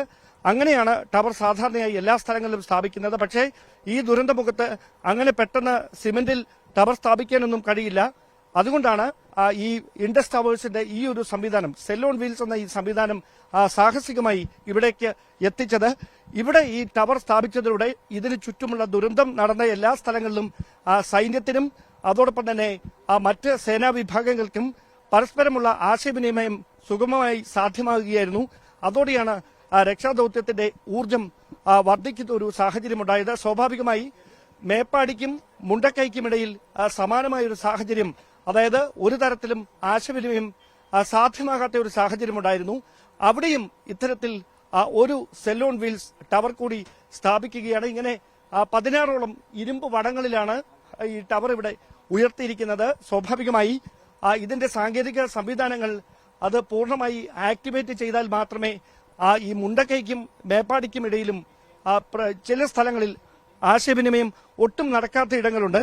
അവിടെയും കൂടി അത് അടിയന്തരമായി വേണമെന്ന ഒരു ആവശ്യം, അതായത് 235ഓളം ഇടങ്ങളിലാണ് വൈദ്യുതി തടസ്സം നേരിടുന്ന സ്ഥലങ്ങളിലാണ് ജനറേറ്ററുകൾ ഉപയോഗിച്ചുകൊണ്ട് ഈ സുഗമമായി ഇത്തരത്തിലുള്ള ഈ വൈദ്യുതിക്ക് പകരമുള്ള സംവിധാനങ്ങൾ ഉറപ്പുവരുത്തിയിരിക്കുന്നത്. ആ സ്ഥലങ്ങളിലെല്ലാം ആശയവിനിമയം ഉറപ്പാക്കുന്നതിന് വേണ്ടി ഇതുപോലെ തന്നെ ഈ സെൽ ഓൺ വീൽസ് സംവിധാനമുള്ള മറ്റൊരു ടവർ കൂടി മേപ്പാടിക്കും മുണ്ടക്കൈക്കും ഇടയിൽ സ്ഥാപിക്കുകയാണ്. അങ്ങനെ വളരെ സാഹസികമായ ദൌത്യത്തിലൂടെയാണ് ബെയ്ലി പാലത്തിന് സമീപം ഞങ്ങളിപ്പോൾ നിൽക്കുന്ന ഈ സ്ഥലത്ത് കൗ എന്ന ചുരുക്കപ്പേരിൽ അറിയപ്പെടുന്ന ഈ സെൽ ഓൺ വീൽ എന്ന ടവർ സ്ഥാപിച്ചിരിക്കുന്നതും. ക്യാമറമാൻ പ്രജിത് കോങ്ങാടിനൊപ്പം ഡാൻ കുര്യൻ, ന്യൂസ് 18. വയനാടിന്റെ അതിജീവനത്തിനായി സ്നേഹ ചായക്കടയുമായി ഡിവൈഎഫ്ഐ. കാസർഗോഡ് കാഞ്ഞങ്ങാട് നഗരത്തിലാണ് ചായക്കട തുടങ്ങിയത്. ചായയും പലഹാരവും കഴിച്ച് അവർക്കിഷ്ടമുള്ള തുക ബോക്സിൽ നിക്ഷേപിക്കാം. വയനാട്ടിലെ ഉരുൾപൊട്ടലിൽ സർവ്വതും നഷ്ടപ്പെട്ടവരെ സഹായിക്കാനാണ് ഡിവൈഎഫ്ഐ കാഞ്ഞങ്ങാട് ബ്ലോക്ക് കമ്മിറ്റി സ്നേഹ ചായക്കട ആരംഭിച്ചത്. ചായയും പലഹാരവും കഴിക്കുന്നവർക്ക് ഇഷ്ടമുള്ള തുക ബോക്സിൽ നിക്ഷേപിക്കാം. വയനാട്ടിൽ സർവ്വതും നഷ്ടപ്പെട്ട ജനങ്ങളെ സഹായിക്കുന്നതിനായി ഡിവൈഎഫ്ഐയുടെ നേതൃത്വത്തിൽ നമ്മുടെ സംസ്ഥാനത്താകെ റീബിൽഡ് വയനാട് എന്ന ക്യാമ്പയിൻ ഏറ്റെടുത്തുകൊണ്ട് നേരിട്ടുള്ള പണപ്പിരിവിലൂടെയല്ലാതെ വൈവിധ്യപൂർണ്ണമായ പ്രവർത്തനത്തിലൂടെ പണം കണ്ടെത്തുകയാണ്. ആ പ്രവർത്തനത്തിന്റെ ഭാഗമായാണ് ഇവിടെ കാഞ്ഞങ്ങാട് ബ്ലോക്ക് കമ്മിറ്റി നേതൃത്വത്തിൽ കാഞ്ഞങ്ങാട് നഗരത്തിൽ ചായക്കട, അതിജീവനത്തിന്റെ ചായക്കട തുറന്നു പ്രവർത്തിക്കുന്നത്. സിനിമാ താരങ്ങളായ പി കുഞ്ഞികൃഷ്ണൻ മാസ്റ്ററും ഉണ്ണിരാജ് ചെറുവത്തൂരും ചേർന്ന് കട ഉദ്ഘാടനം ചെയ്തു. ജാതി മത രാഷ്ട്രീയ ഭേദമന്യേ വയനാട്ടിലെ ജനങ്ങൾക്കായി നാട് ഒത്തുചേരുകയാണെന്ന് പി കുഞ്ഞികൃഷ്ണൻ മാസ്റ്റർ പറഞ്ഞു. ശരിക്കും പറഞ്ഞാൽ നമ്മുടെ വയനാട്ടിലുണ്ടായ ദുരന്തം എന്ന് പറയുന്നത് നമ്മുടെ ചരിത്രത്തിൽ അല്ലെങ്കിൽ നമ്മുടെ ജീവിതത്തിൽ ഒരിക്കലും നമ്മൾ അഭിമുഖീകരിക്കാത്ത വലിയ ഒരു ദുരന്തമാണ്. ഈ ദുരന്തത്തെ നേരിടാൻ ഇപ്പം ശരിക്കും പറഞ്ഞാൽ അവർക്ക് മാനസികമായിട്ടുള്ള ഒരു വലിയ പിന്തുണ കൊടുക്കേണ്ടതായിരുന്നു. അതോടൊപ്പം തന്നെ പുനരധിവാസം ഒരു വലിയ പ്രശ്നം തന്നെയാണ്. അപ്പോൾ ആ പുനരധിവാസത്തിന് നമ്മുടെ സംസ്ഥാന സർക്കാർ ഉൾപ്പെടെയുള്ള എല്ലാ വിഭാഗം, അത് ജാതി മത രാഷ്ട്രീയ ഭേദമന്യേ എല്ലാവരും ഒത്തുചേരുകയാണ്. അതിന് നമ്മുടെ ഒരു കൂട്ടായ്മ ഇവിടെ നടക്കുന്ന ഈ സ്നേഹഛായ പരിപാടി എല്ലാവരും സഹകരിക്കണം എന്നാണ് വിനീതമായി അപേക്ഷിക്കേണ്ടത്. ഹോസ്ദുർഗ് ഗവൺമെന്റ് ഹയർ സെക്കൻഡറി സ്കൂളിലെ 5ാം ക്ലാസ് വിദ്യാർത്ഥി ജാൻവി ചായക്കടയിലെത്തി നാണയത്തുട്ടുകളുടെ ശേഖരം സംഘാടകർക്ക് കൈമാറി. ന്യൂസ് 18 കാസർഗോഡ്. കൂടുതൽ വാർത്തകൾ ഇടവേളയ്ക്ക് ശേഷം.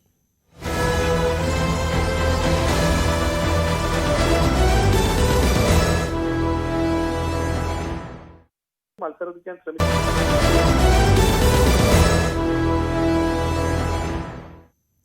വാർത്തകളിലേക്ക് മടങ്ങിയെത്തുമ്പോൾ നമുക്കറിയാം, വയനാട് ദുരന്ത മുഖത്തിൽ നിൽക്കുന്ന നമ്മൾ ആരും കവളപ്പാറയും പുത്തുമല ദുരന്തങ്ങളും ഒന്നും മറന്നിട്ടില്ല. ആ ദുരന്തങ്ങളൊക്കെ അവശേഷിപ്പിച്ചത് എന്തൊക്കെയാണ്, അവരുടെ പുനരധിവാസം എവിടെ വരെ എത്തി നിൽക്കുന്നു എന്നുള്ളത് നമ്മൾ നോക്കുകയാണ് ഈ ഘട്ടത്തിൽ. കവളപ്പാറയുടെ ബാക്കി.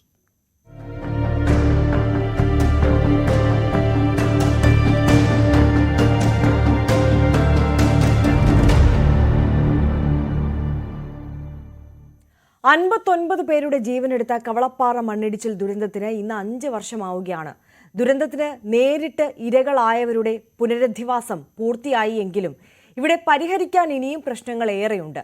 ദുരന്ത ഭൂമിയിൽ അടിഞ്ഞ മണ്ണ് നീക്കം ചെയ്യുക, ദുരന്ത മേഖലയോട് ചേർന്നുള്ള പ്രദേശത്തെ ആളുകളെ സുരക്ഷിത മേഖലയിലേക്ക് മാറ്റിപ്പാർപ്പിക്കുക എന്നീ കാര്യങ്ങൾ ഇന്നും ബാക്കിയാണിവിടെ. 2019 ഓഗസ്റ്റ് 8 രാത്രി 8 മണിക്കാണ് മുത്തപ്പൻമല ഇടിഞ്ഞിറങ്ങി ഒരു മേഖലയെ ഒന്നാകെ വിഴുങ്ങിയത്. നാടിനെ മൊത്തം പ്രളയം വിഴുങ്ങിയ കാലമായിരുന്നു. ഈ ഒരു മഹാദുരന്തത്തെക്കുറിച്ച് പുറം ലോകം പോലും അറിഞ്ഞില്ല. ടെലിഫോൺ ലൈനുകൾ എല്ലാം ഇല്ലാത്ത അവസ്ഥ, വൈദ്യുതി ബന്ധം മുഴുവൻ വിച്ഛേദിക്കപ്പെട്ടിരുന്നു. ഇവിടേക്കുള്ള പാലത്തിൽ മരത്തടികൾ നിറഞ്ഞ് ആർക്കും കടന്നു വരാൻ കഴിയാത്ത സാഹചര്യമായിരുന്നു. പിറ്റേ ദിവസമാണ് പുറം ലോകം ഇക്കാര്യം അറിഞ്ഞത്. പിന്നീട് അങ്ങോട്ട് രക്ഷാപ്രവർത്തനത്തിൻ്റെ നാളുകളായിരുന്നു. ഏറെ പ്രതിസന്ധികൾ നേരിട്ടാണ് ഈ രക്ഷാപ്രവർത്തനം മുന്നോട്ടു പോയത്. നാട് അതുവരെ കാണാത്ത രീതിയിലുള്ള രക്ഷാപ്രവർത്തനം. കേരളത്തിൻ്റെ വിവിധ ഭാഗങ്ങളിൽ നിന്നും രക്ഷാപ്രവർത്തനത്തിനായി വലിയ മണ്ണുമാന്തി യന്ത്രങ്ങളെത്തി, സംവിധാനങ്ങളെത്തി, സൈന്യവും NDRFും വന്നു. 18 ദിവസത്തോളം നീണ്ടു നിന്നു ആ തെരച്ചിൽ. ആകെ 59 പേരാണ് ദുരന്തത്തിൽ ഇല്ലാതെയായത്. അതിൽ മൃതശരീരം അല്ലെങ്കിൽ ശരീരാവശിഷ്ടങ്ങൾ കണ്ടെത്തിയത് 48 പേരുടെ മാത്രം. ഈ രക്ഷാദൗത്യം, തെരച്ചിലും വലിയ പ്രതിസന്ധികളാണ് നേരിട്ടത്.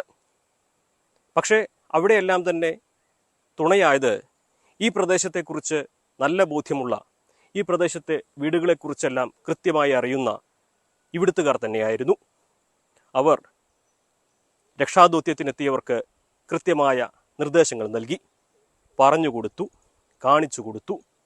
അങ്ങനെയാണ് 48 പേരുടെ മൃതദേഹങ്ങളെങ്കിലും കണ്ടെത്താനായത്. 11 പേർ ഈ മണ്ണിനടിയിൽ എവിടെയോ ഇപ്പോഴുമുണ്ട്.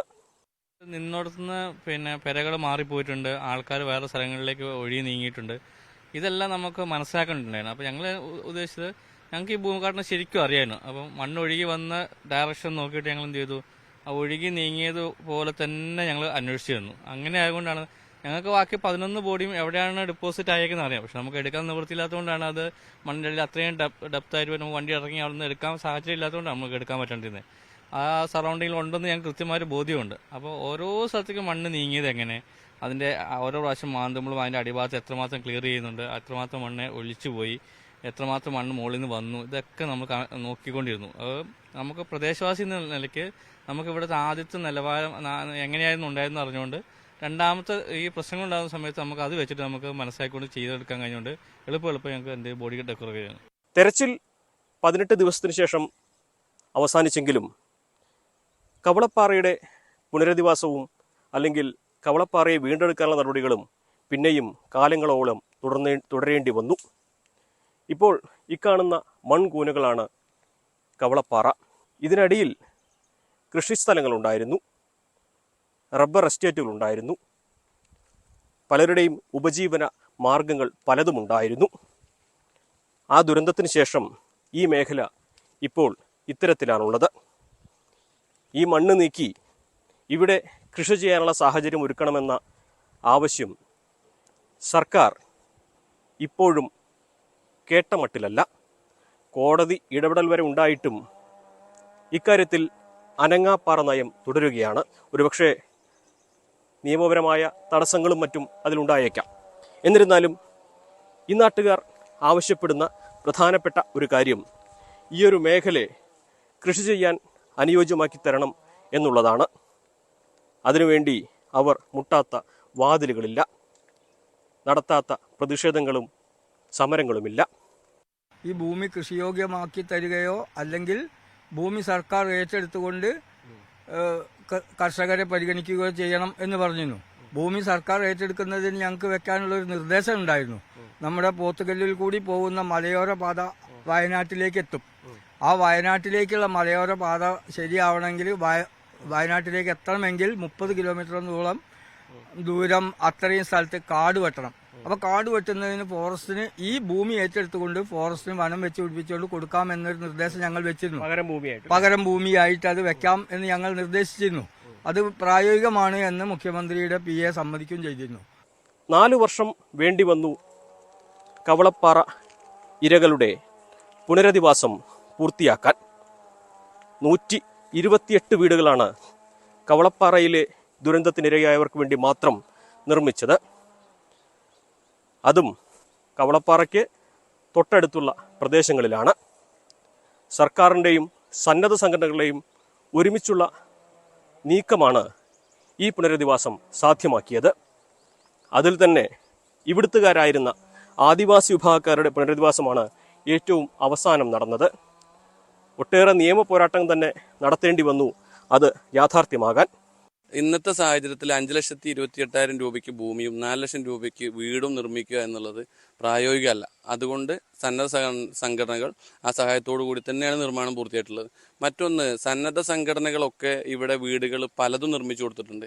ഏതാണ്ട് 180 വീട് ഈ മേഖലയിൽ കവളപ്പാറയോട് ചുറ്റിപ്പറ്റി ചാലിയാറിന് തീരത്തുള്ള ആളുകൾക്കൊക്കെ ഉൾപ്പെടെ ലിസ്റ്റിൽ ഉൾപ്പെടാത്ത സാധാരണപ്പെട്ട ആളുകൾക്കൊക്കെ ആയിട്ട് 180 വീട് ഈ ദുരന്തവുമായി ബന്ധപ്പെട്ട് ഇവിടെ പൂർത്തിയായിട്ടുണ്ട്. 128 സർക്കാർ സഹായത്തോടു കൂടിയും ബാക്കിയുള്ള വീടുകളൊക്കെ സന്നദ്ധ സംഘടനകളാണ് നിർമ്മിച്ചു നൽകിയിട്ടുള്ളത്. ഇന്നിപ്പോൾ 5 വർഷത്തിനിപ്പുറം ഈ ഒരു മേഖല ഇങ്ങനെ മൺകൂനകളായി അവശേഷിക്കുകയാണ്. ഇപ്പോഴും മാനമൊന്നിരണ്ടാൽ ഇനിയും ഇവിടെ നിന്ന് മാറ്റിപ്പാർപ്പിക്കാത്ത 70ഓളം കുടുംബങ്ങൾക്ക് ആധിയാണ്. അവരെ ഇവിടെ നിന്നും സുരക്ഷിതമായ സ്ഥാനത്തേക്ക് മാറ്റണം എന്ന ആവശ്യം പൂർണ്ണമായിട്ടും ഇപ്പോഴും നടപ്പാക്കിയിട്ടില്ല.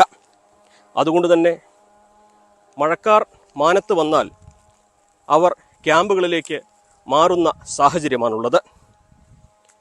ഇരകളാക്കപ്പെട്ടവർക്ക്, അതായത് ദുരന്തത്തിൽ നേരിട്ട് ഇരകളായവർക്ക് 4 വർഷത്തിനിപ്പുറം പുനരധിവാസം സാധ്യമായെങ്കിലും ഈ പ്രദേശത്ത് ദുരന്ത മേഖലയാണെന്ന് കണ്ടെത്തി മാറ്റിപ്പാർപ്പിക്കണമെന്ന് സർക്കാർ നിർദ്ദേശം നൽകിയ ഇടങ്ങളിലെ ജനങ്ങൾ ഇപ്പോഴും ആധിയോടെ തന്നെ തുടരുകയാണ്.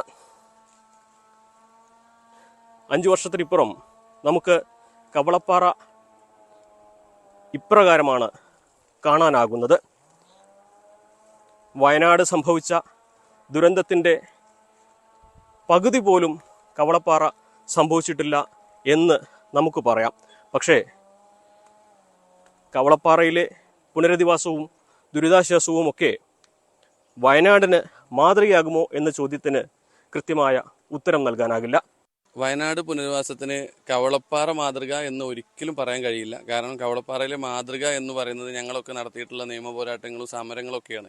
അതൊന്നും ഇല്ലാതെ ആ സാധാരണക്കാരെ തികച്ചും നമ്മൾ കവളപ്പാറയേക്കാൾ വലിയ അതിലേറെ നല്ലപോലെ സാധാരണക്കാരായിട്ട് നിൽക്കുന്ന അവരെ നല്ല ഒരു നിയമ സംവിധാനത്തിലോട് കൂടിയിട്ട് ആ പുനരധിവാസം എത്രയും പെട്ടെന്ന് ആക്കി കൊടുക്കുകയാണ് വേണ്ടത്.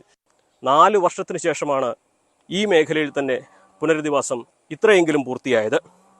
അപ്പോൾ കവളപ്പാറയേക്കാൾ എണ്ണമറ്റ ആളുകൾ നഷ്ടമായ, വീടുകൾ നഷ്ടമായ മുണ്ടക്കയിലും ചൂരൽമലയിലുമൊക്കെ എങ്ങനെയായിരിക്കും ഈ പുനരധിവാസവും മറ്റും നടപ്പാക്കുക എന്ന ചോദ്യമാണ് ഉയരുന്നത്. എന്താണെങ്കിലും ഈ മണ്ണിനടിയിൽ എവിടെയോ ഇപ്പോഴുമുള്ള ആ 11 പേരുടെ ഓർമ്മകൾക്ക് മുൻപിൽ അശ്രുക്കൾ അർപ്പിച്ചുകൊണ്ട് കവളപ്പാറയിലെ ദുരന്തത്തിൻ്റെ 5ാം വാർഷികം നാട് ഓർമ്മിച്ചെടുക്കുകയാണ്. കവളപ്പാറയിൽ നിന്നും CV അനുമോദ്, ന്യൂസ് 18. കവളപ്പാറ ദുരന്തത്തിന്റെ ബാക്കി പത്രമാണ് നമ്മൾ കണ്ടത്. ഇനി ഇത്തരത്തിൽ അതിജീവനത്തിന്റെ ഒരു സമയം കൂടിയാണ് എന്ന് നമുക്ക് പറയേണ്ടി വരും. അത്തരത്തിൽ ഒരു ദുരന്തത്തെ കൂടി മുന്നൊരുക്കത്തോടു കൂടി നേരിടാം, അല്ലെങ്കിൽ ഇനിയൊരു ദുരന്തം അത്തരത്തിൽ സംഭവിക്കാതിരിക്കാൻ ഏതൊക്കെ വഴികൾ തേടാം എന്നതിൻ്റെ ഒരു നല്ല മാതൃക കൂടി കവളപ്പാറ കാട്ടിത്തരുന്നുണ്ട്. അതെന്താണെന്ന് നോക്കാം. ഇനി ഒരിക്കൽ കൂടി ഒരു ദുരന്തം നാടിനെ കവർന്നെടുക്കാതിരിക്കാൻ ഉള്ള മുന്നൊരുക്കത്തിലാണ് മണ്ണിടിച്ചിൽ ദുരന്തത്തിന്റെ 5ാം വാർഷികത്തിൽ നിലമ്പൂർ കവളപ്പാറ. ഡ്രോണും വയർലെസ് സെല്ലുകളും എല്ലാം ഒരുക്കി ഇനിയൊരു ദുരന്തം ആവർത്തിക്കില്ല എന്ന് ഉറപ്പാക്കുകയാണിവർ. ചൂരൽമല ദുരന്തത്തെ തുടർന്ന് നിലമ്പൂർ വനാന്തരങ്ങളിലെ ദുഷ്കര മേഖലകളിലെല്ലാം ഈ സംവിധാനങ്ങളും തെരച്ചിലിന് ഇവർ ഉപയോഗിച്ചു. കേരളത്തിന് മാതൃകയാക്കാവുന്ന കവളപ്പാറക്കാരുടെ മുന്നൊരുക്കത്തെ അറിയാം. കവളപ്പാറ ദുരന്തമുണ്ടായി 5 വർഷത്തിനിപ്പുറം സാഹചര്യങ്ങൾ ഒരുപാട് മാറിയിട്ടുണ്ട്. ഇന്നിപ്പോൾ ഈ ഒരു ഗ്രാമം ഏത് ദുരന്തത്തെയും അതിജീവിക്കുവാൻ, പ്രതിരോധിക്കുവാൻ പഠിച്ചുകൊണ്ടിരിക്കുകയാണ്. എനിക്ക് മുൻപിൽ കാണുന്ന ഈ ഡ്രോണും ഇനി നമ്മൾ കാണാൻ പോകുന്ന വയർലെസ് സെറ്റുകളൊക്കെ ഇതിൻ്റെ ഉദാഹരണങ്ങളാണ്. ഇനിയൊരു പ്രകൃതി ദുരന്തമുണ്ടായാൽ അതിൽ ആളുകൾക്ക് ബുദ്ധിമുട്ട് ഉണ്ടാകാതിരിക്കാൻ, അല്ലെങ്കിൽ ജീവൻ പൊലിയാതിരിക്കാൻ, അല്ലെങ്കിൽ ഒറ്റപ്പെട്ടു പോയവരുടെ അടുത്ത് അവശ്യ സാധനങ്ങൾ എത്തിക്കാൻ, ഇതിനൊക്കെ ഈ നാട് സ്വയം പര്യാപ്തമാവുകയാണ്. കവളപ്പാറ കൂട്ടായ്മ തന്നെയാണ്, ആശ്രയ എന്ന പേരിലൊരു കൂട്ടായ്മയാണ് ഈ ഒരു സംവിധാനങ്ങളൊക്കെ തന്നെ ഒരുക്കുന്നത്. ഇതിനൊക്കെ ചുക്കാൻ പിടിക്കുന്നത് രാജേഷ് ഡൊമിനിക്കാണ്. രാജേഷിനെ പറ്റി നമുക്ക് അറിയാം. കവളപ്പാറ ദുരന്തമുണ്ടായപ്പോൾ ഈ ഒരു മേഖലയിലെ രക്ഷാപ്രവർത്തനത്തിന് സൈന്യത്തോടും NDRFനും ഒക്കെ ഒപ്പം നിന്ന വ്യക്തിയാണ്. ഈ ഒരു മേഖലയുടെ മാപ്പ് വരച്ച് ഓരോ വീടുകൾ എവിടെയുണ്ടെന്ന് അടയാളപ്പെടുത്തി കൊടുത്ത് അദ്ദേഹവും അടക്കമുള്ളവർ നൽകിയ നിർദ്ദേശങ്ങളാണ് 48 മൃതദേഹങ്ങൾ കണ്ടെടുക്കാൻ സഹായകമായത്. അപ്പോൾ അവരാണ് ഇനി ഏതൊരു സാഹചര്യത്തെയും നേരിടാൻ വേണ്ടി സ്വയം സജ്ജരാകുന്നത്, സ്വയം പര്യാപ്തരാകുന്നത്. രാജേഷേട്ടാ, നമ്മൾ ഏത് സാഹചര്യത്തിലാണ് അപ്പോൾ ഇങ്ങനെ ഒരു സംവിധാനങ്ങളൊക്കെ ഒരുക്കുന്നത്?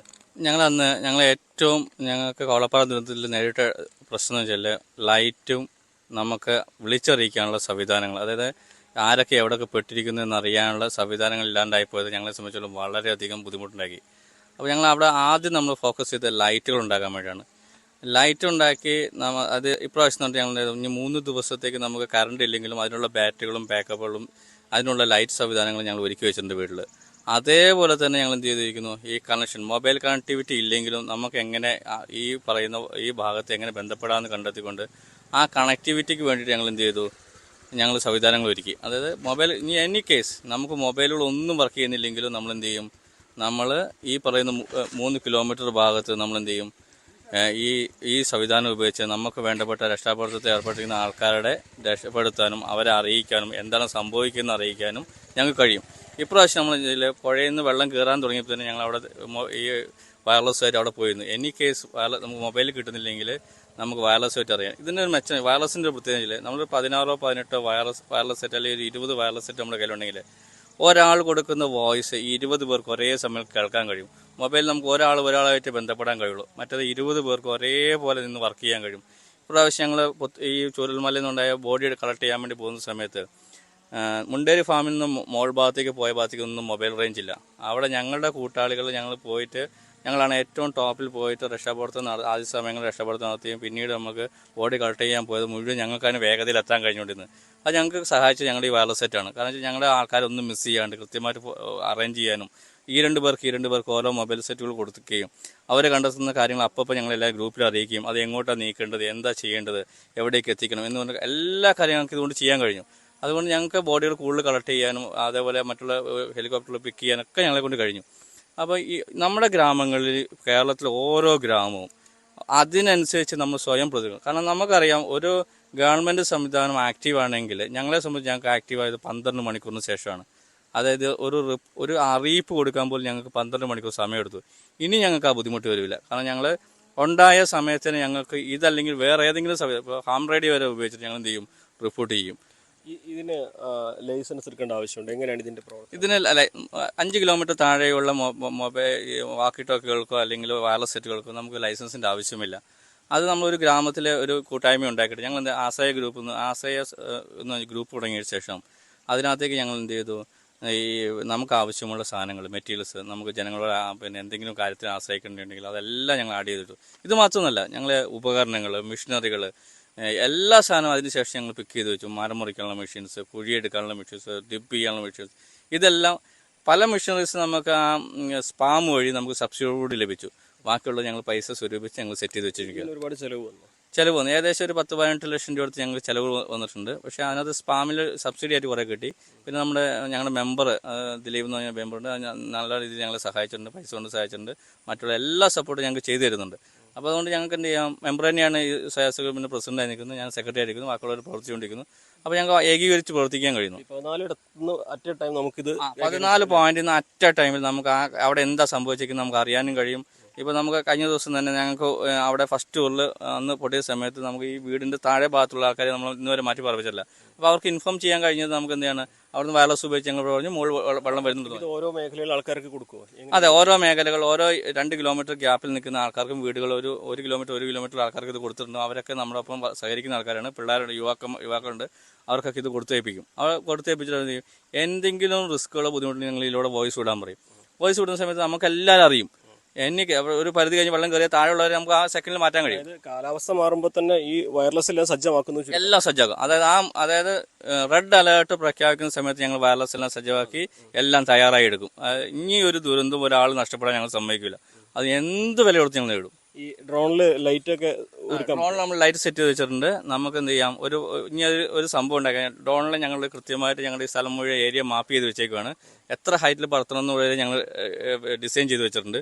അപ്പോൾ എനി കേസ് ഞങ്ങൾക്കൊരു ബുദ്ധിമുട്ടായി ഞങ്ങൾ ആ ഒരു എടുത്തിട്ട് ആ ഒരു GPS ലൊക്കേഷൻ എടുത്ത് ഞങ്ങൾ ഡ്രോൺ പൊന്തിച്ച ശേഷം പറത്തി വിട്ടിട്ടുണ്ടെങ്കിൽ ആ ഡ്രോൺ അവിടെ പോയി ലൊക്കേറ്റ് ചെയ്തിട്ട് അവിടെ വെളിച്ചം പകർന്നു കൊടുക്കും. അതാണ് എൻ്റെ വെച്ചത്. ഇനി എന്തൊക്കെ കൂടുതലായിട്ട് നമുക്ക് ഇതിന് പുറമെ ഇനി ഉൾപ്പെടുത്താൻ ഉദ്ദേശിക്കുന്ന സംവിധാനം? ഇനി നമുക്ക് റോപ്പ് സംവിധാനങ്ങൾ, അതായത് പെട്ടെന്ന് കടത്തിക്കൊണ്ടുവരാനുള്ള റോപ്പ് സംവിധാനങ്ങൾ, ഡ്രോണിൽ നമുക്ക് അത് ലോക്ക് ചെയ്യാനുള്ള സംവിധാനങ്ങൾ, പിന്നെ വാഹനങ്ങൾ. ഇപ്പോൾ ഞങ്ങൾക്ക് 3 4 വീൽ ജീപ്പുകളുണ്ട്. ഞങ്ങൾ ഇപ്രാവശ്യം ഈ വില്ലേജ് ഓഫീസേഴ്സിനും പിന്നെ അവർക്കും ഫുള്ള് ഞങ്ങളാണ് വിട്ടുകൊടുത്തത്. ഞങ്ങൾ ജീപ്പുകളാണ് വിട്ടുകൊടുത്തത്. നമ്മുടെ ഈ ചലിയാളെ തടയാൻ വേണ്ടിയിട്ട് റവന്യൂ ഡിപ്പാർട്ട്മെൻറ്റ് ഫുൾ സഹായം ഞങ്ങൾ ചെയ്ത് കൊടുത്തത്. അത് ഇനി കൂടുതലായിട്ട് നമ്മൾ എന്ത് ചെയ്യും, ഓരോ കാര്യത്തിനനുസരിച്ച് ഡെവലപ്പ് ചെയ്ത് ഓരോ യുദ്ധത്തെ നമ്മൾ എങ്ങനെ നേരിടുന്നു അതേപോലെ ആ 3 ദിവസം ഞങ്ങൾ നേരിടും. ശരിക്കും പറഞ്ഞാൽ ഏതൊരു കാലാവസ്ഥ വ്യതിയാനമോ അല്ലെങ്കിൽ ഏതൊരു തരത്തിലുള്ള സാഹചര്യം വന്നാലും നമ്മൾ നേരിടാൻ സജ്ജമായി. അതെ, തീർച്ചയായും ഞങ്ങൾ നേരിടാം. അത് ഞങ്ങളെ സംബന്ധിച്ചോളം ഞങ്ങൾ പഠിച്ചു കഴിഞ്ഞു. ജൂലൈ 15 മുതൽ ആഗസ്റ്റ് 15 വരെയുള്ള ദിവസങ്ങൾ പുറത്തു പോകത്തില്ല. ആ സമയത്ത് ഞങ്ങളിവിടെ ഞങ്ങളുടെ വർക്കുകൾ വരെ ഞങ്ങൾ നിർത്തിയിട്ടേക്കാണ്. അത് മറ്റുള്ള വർക്കുകളെല്ലാം നിർത്തിയിട്ടിരിക്കും. ആ സമയത്ത് ഞങ്ങളുടെ ഗ്രാമത്തെ ഞങ്ങൾ സ്വസ്ഥമായി നിൽക്കും. ഞങ്ങളുടെ ഗ്രാമത്തെ ഞങ്ങൾ രക്ഷിച്ചെടുത്തിരിക്കും. അത് ഞങ്ങളുടെ പ്രതിജ്ഞയാണ്. അതാണ് ഒരു ദുരന്തം പഠിപ്പിച്ച പാഠം. അതിൽ നിന്ന് ഇവർ ഉൾക്കൊണ്ട വിവരങ്ങൾ, അതിനെ പ്രായോഗികമായിട്ട് എങ്ങനെ മറികടക്കാമെന്ന് ഇവർ കണ്ടെത്തിയ മാർഗങ്ങൾ, ഇതൊക്കെ ഈ ഒരു കവളപ്പാറ മോഡൽ മറ്റ് ഇടങ്ങളിലേക്കും പ്രായോഗികമായി നടപ്പാക്കാൻ ശ്രമിക്കാവുന്നതാണ്. അതിന് സർക്കാരിൻ്റെ ഒരു ഇടപെടൽ കൂടി ഉണ്ടെങ്കിൽ ഇത്തരം സംവിധാനങ്ങൾ എല്ലായിടത്തും ദുരന്തങ്ങളെ അതിജീവിക്കുവാൻ നമുക്കെല്ലാം തുണയായിരിക്കും. കവളപ്പാറയിൽ നിന്നും CV അനുമോദ്, ന്യൂസ് 18. അനുമോദിന്റെ ഈ റിപ്പോർട്ടിൽ സൂചിപ്പിച്ചതുപോലെ തന്നെ കവാളപ്പാറ ഒരുക്കുന്നത് വലിയൊരു മാതൃക തന്നെയാണ്. കാരണം കാലാവസ്ഥാ വിദഗ്ധർ അടക്കം സൂചിപ്പിക്കുന്നത് പോലെ തന്നെ കേരളത്തിന്റെ പ്രകൃതിയും കാലാവസ്ഥയും ഒക്കെ അനുദിനം മാറിക്കൊണ്ടിരിക്കുന്ന സാഹചര്യമാണ്. മാറുന്ന കാലാവസ്ഥയ്ക്ക് അതിനനുസൃതമായിട്ടുള്ള സംവിധാനങ്ങളും മുന്നൊരുക്കങ്ങളും വേണം. ഇനിയും നമ്മൾ ഇത്തരത്തിലുള്ള ദുരന്തങ്ങൾ അഭിമുഖീകരിക്കേണ്ടി വരും എന്ന് മനസ്സിൽ ഉറപ്പിച്ചുകൊണ്ട് അത്തരത്തിലുള്ള മുന്നൊരുക്കത്തോടു കൂടി തന്നെ വേണം ഓരോ മഴയും ഓരോ കാലാവസ്ഥയും നമ്മൾ നേരിടാൻ വേണ്ടിയിട്ട്. ഇനി ഒരു ദുരന്തം ഇങ്ങനെ സംഭവിച്ചാൽ എങ്ങനെയൊക്കെയാണ് തങ്ങളുടെ ഗ്രാമത്തെ അവിടെ നിന്ന് രക്ഷിക്കാൻ അവർ ശ്രമിക്കുന്നത്, അതിനു വേണ്ടിയിട്ട് എത്രയൊക്കെ ഒരുക്കങ്ങൾ അവർ ഇതിനോടകം തന്നെ സജ്ജീകരിച്ചിട്ടുണ്ട് എന്നുള്ളത് കവളപ്പാറയിലെ ജനങ്ങൾ, അതിജീവിച്ചവർ അവർ നമുക്ക് കാണിച്ചു തരികയാണ്. ഇത് എല്ലാവർക്കും മാതൃകയാക്കാവുന്ന, എല്ലാ സംസ്ഥാന അടിസ്ഥാനത്തിൽ തന്നെ അധികൃതരുടെ നിർദ്ദേശത്തിൽ തന്നെ നമുക്ക് എല്ലായിടത്തും പ്രായോഗികമാക്കാൻ പറ്റുന്ന ഒരു കാര്യം തന്നെയാണ്. അപ്പോൾ അതിലേക്കൊക്കെ കൂടി ഇനി നമ്മളുടെ സംവിധാനങ്ങൾ മെച്ചപ്പെടേണ്ടതുണ്ട്, ആലോചിച്ച് തുടങ്ങേണ്ടതുണ്ട്. ഇപ്പോൾ തന്നെ ഏറെ വൈകിയിരിക്കുന്നു എന്നുള്ളതാണ് വയനാട് ദുരന്തം നമുക്ക് കാണിച്ചു തരുന്ന കാഴ്ച. അപ്പോൾ ഇനിയെങ്കിലും ഇത്തരത്തിൽ ഒരു വലിയ ദുരന്തങ്ങളെയും പ്രകൃതിക്ഷോഭങ്ങളെയും ഒക്കെ അതിജീവിക്കാൻ, അല്ലെങ്കിൽ അത് വരുന്നതിന് മുമ്പ് തന്നെ നമുക്കറിയാനും വേണ്ട സൗകര്യങ്ങൾ ഒരുക്കാനും ഒക്കെ എത്രത്തോളം കാര്യക്ഷമമായി നമ്മൾ പ്രവർത്തിക്കേണ്ടതുണ്ട് എന്നുള്ളത് നമ്മൾ ഓർക്കണം. അതിനു വേണ്ടിയിട്ടുള്ള സംവിധാനങ്ങൾ ഒരുക്കണം എന്നുകൂടി ഓർമ്മിപ്പിക്കുകയാണ്. കാസർഗോഡ് അപകട ഭീഷണിയായി കുന്നിൻ മുകളിലെ ക്രഷർ യൂണിറ്റ്. പാലേക്കൊച്ചിയിലെ സ്വകാര്യ വ്യക്തിയുടെ ക്രഷർ യൂണിറ്റാണ് നാട്ടുകാർക്ക് ആശങ്കയാകുന്നത്. ഇത്തരത്തിൽ പ്രകൃതി ദുരന്തങ്ങൾ അനുഭവിക്കുന്ന ഈ ഘട്ടത്തിലെങ്കിലും ഇത്തരത്തിൽ അശാസ്ത്രീയമായിട്ടുള്ള നിർമ്മിതികളും യൂണിറ്റുകളുമൊക്കെ പ്രകൃതിക്ക് ഭീഷണിയാകും, വലിയ ദുരന്തത്തിലേക്ക് നയിക്കും എന്നുകൂടി ഓർക്കേണ്ട സമയം കൂടിയാണ്.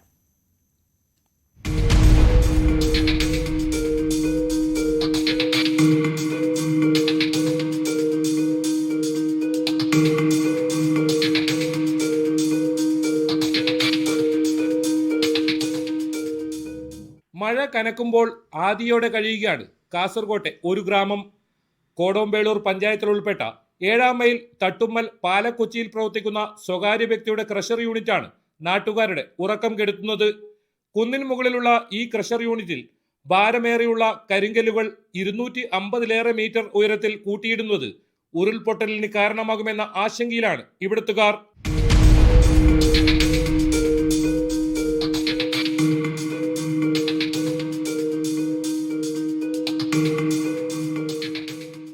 തലവയൽ, ഏറാടി, ബേളൂർ, കുന്നുവയൽ എന്നീ പ്രദേശങ്ങളിലെ 100ഓളം കുടുംബങ്ങളാണ് ആശങ്കയിൽ കഴിയുന്നത്.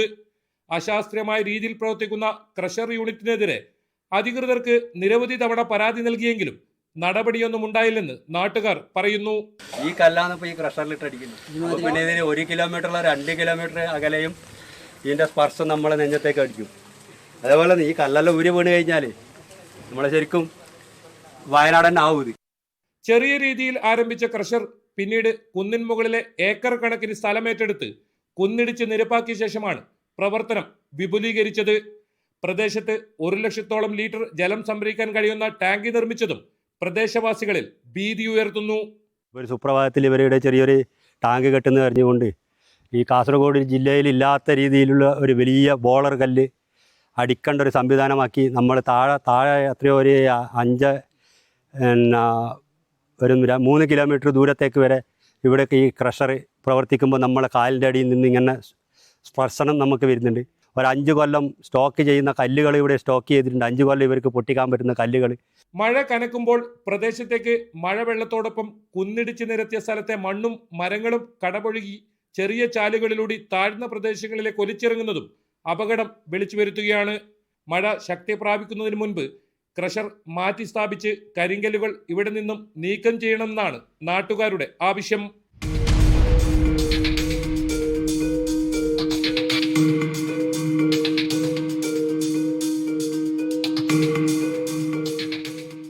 K V Baiju, news 18, Kasaragod. മറ്റൊരു വാർത്തയിലേക്ക് കടക്കുമ്പോൾ പെരിന്തൽമണ്ണ നിയമസഭാ തെരഞ്ഞെടുപ്പ് കേസിൽ ഹൈക്കോടതി ഇന്ന് വിധി പറയും. UDF സ്ഥാനാർത്ഥി നജീബ് കാന്തപുരത്തിന്റെ വിജയം ചോദ്യം ചെയ്തുള്ള LDF സ്ഥാനാർത്ഥി KP മുഹമ്മദ് മുസ്തഫയുടെ ഹർജിയിലാണ് വിധി. മണ്ഡലത്തിലെ 340 പോസ്റ്റൽ വോട്ടുകൾ സാങ്കേതിക കാരണം പറഞ്ഞ് എണ്ണിയില്ലെന്നും ഇവയിൽ 300ഓളം വോട്ടുകൾ തനിക്ക് ലഭിക്കേണ്ടതാണെന്നുമാണ് ഹർജിക്കാരന്റെ വാദം. വിവരങ്ങളുമായി ഡാനി പോൾ ചേരുകയാണ്. ഡാനി, വിശദാംശങ്ങൾ.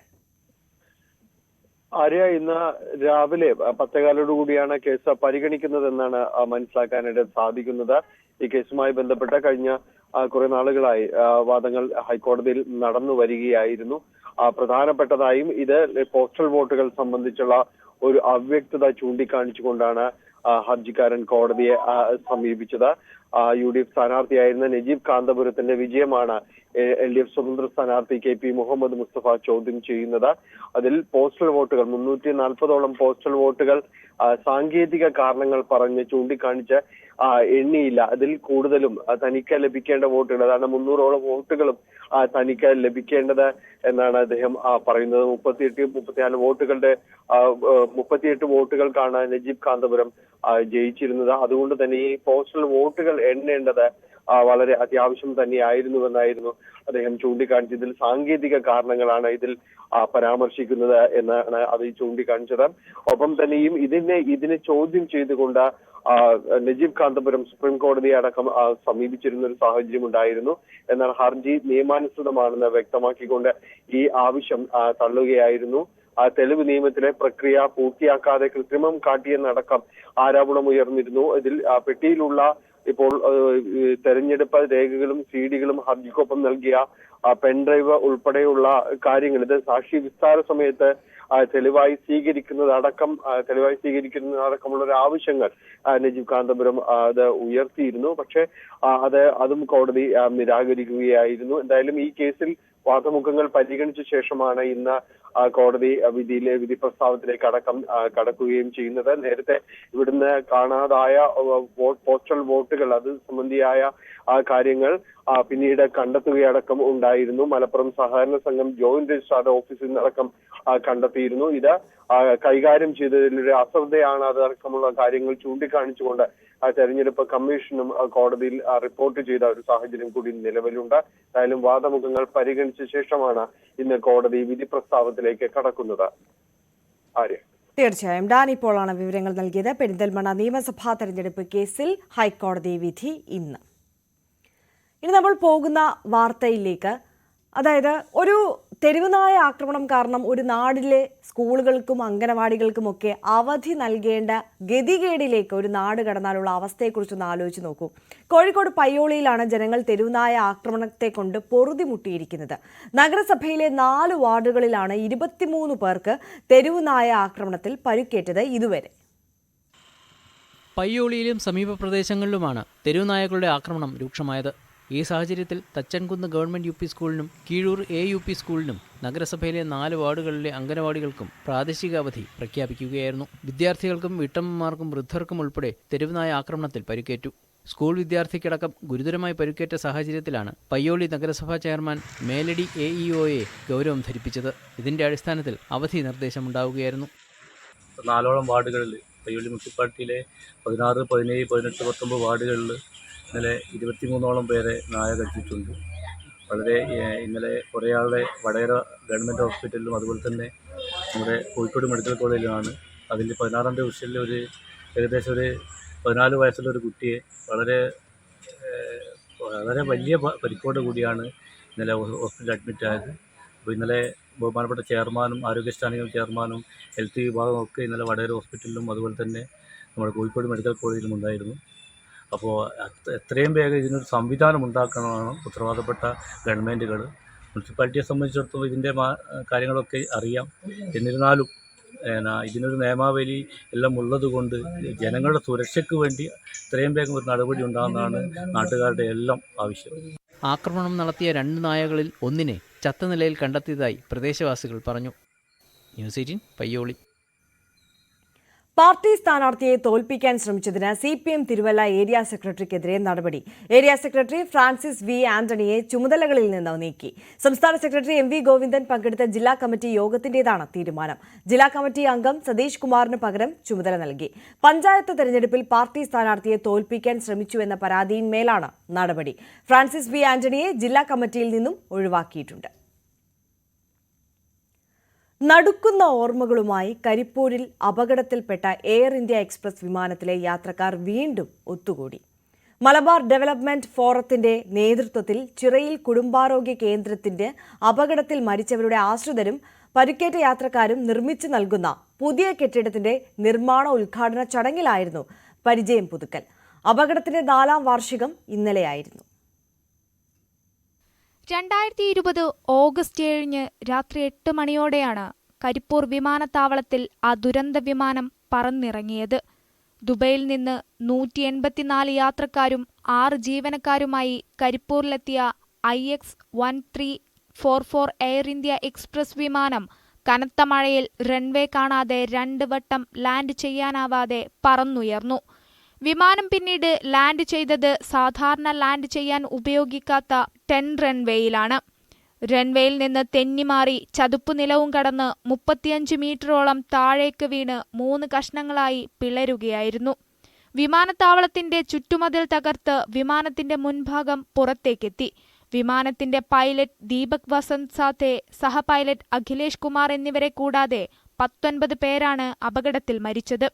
കരിപ്പൂർ വിമാനാപകടത്തിൽ പ്രദേശവാസികൾ നടത്തിയ രക്ഷാപ്രവർത്തനമാണ് നിരവധി ജീവൻ രക്ഷിച്ചത്.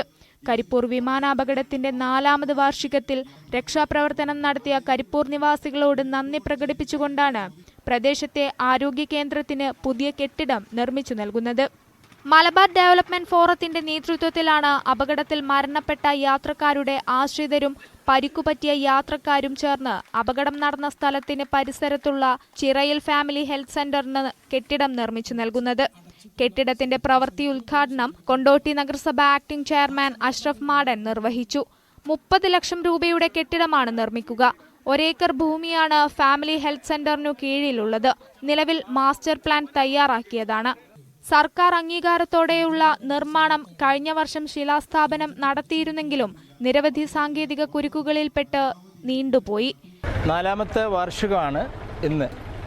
നമ്മൾ കഴിഞ്ഞ ഒരു വർഷം മുമ്പാണ് ഈ കെട്ടിടത്തിൻ്റെ തറക്കല്ലിട്ടതിന് ശേഷം നമുക്ക് എയർപോർട്ട് അതോറിറ്റിൻ്റെ അനുമതി കിട്ടേണ്ടതുണ്ടായിരുന്നു, സംസ്ഥാന സർക്കാരിൻ്റെ അനുമതി കിട്ടേണ്ടതുണ്ടായിരുന്നു. അതിനുശേഷം ആരോഗ്യ വകുപ്പെന്നും മുനിസിപ്പൽ വകുപ്പെന്നും അംഗീകാരങ്ങൾ കിട്ടേണ്ടതിരുന്നു. മുനിസിപ്പാലിറ്റിയിൽ നിന്ന് ASM TSM കിട്ടേണ്ടതുണ്ടായിരുന്നു. ഈ 4-5 പ്രൊസീജിയറുകൾ പൂർത്തിയാക്കുന്നതിന് വേണ്ടി ഈ കഴിഞ്ഞ ഒരു വർഷം വേണ്ടി വന്നു. അതിനിടയിൽ ഉണ്ടായിട്ടുള്ള ചില തടസ്സങ്ങൾ, ഇലക്ഷന് അങ്ങനത്തെ കാര്യങ്ങളൊക്കെ വന്നപ്പോൾ നീണ്ടുപോയതാണ്. ഇപ്പം പൂർണ്ണമായ അംഗീകാരം കിട്ടി. 4 ദിവസം മുമ്പ് മുനിസിപ്പാലിറ്റിയിൽ നിന്ന് ASM TSM കിട്ടി. നമ്മൾ പണി ഇന്ന് ആരംഭിക്കുകയാണ്.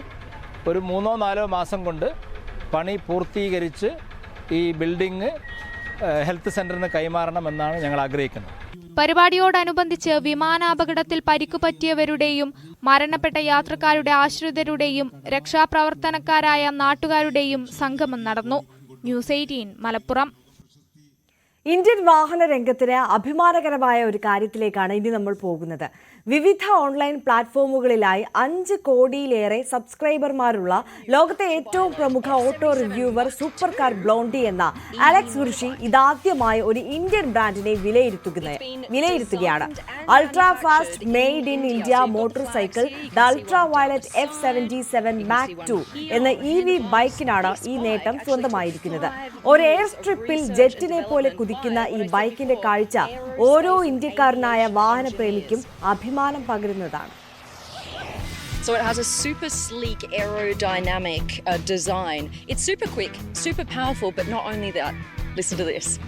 This bike right here can haul up to 15,000 kilograms. That is 70 times its own weight. This bike comes with its own ultraviolet app. You can control all of these modes from the app. Ballistic, glide, combat. Now when it comes to charging, there are 2 different fast charging solutions available. The Boost charger, which can charge from 20 to 80% in under 2 hours, and the Supernova, a faster solution that can charge from 20 to 80% in just under an hour. In terms of range, they can go for 323 kilometers, which is pretty insane for an EV motorbike.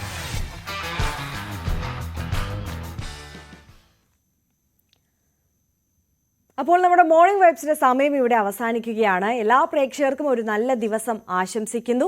ഒപ്പം കൂടുതൽ വാർത്തകൾക്കും വിശദാംശങ്ങൾക്കുമായി news 18 ഒപ്പം തന്നെ തുടരുക. നമസ്കാരം.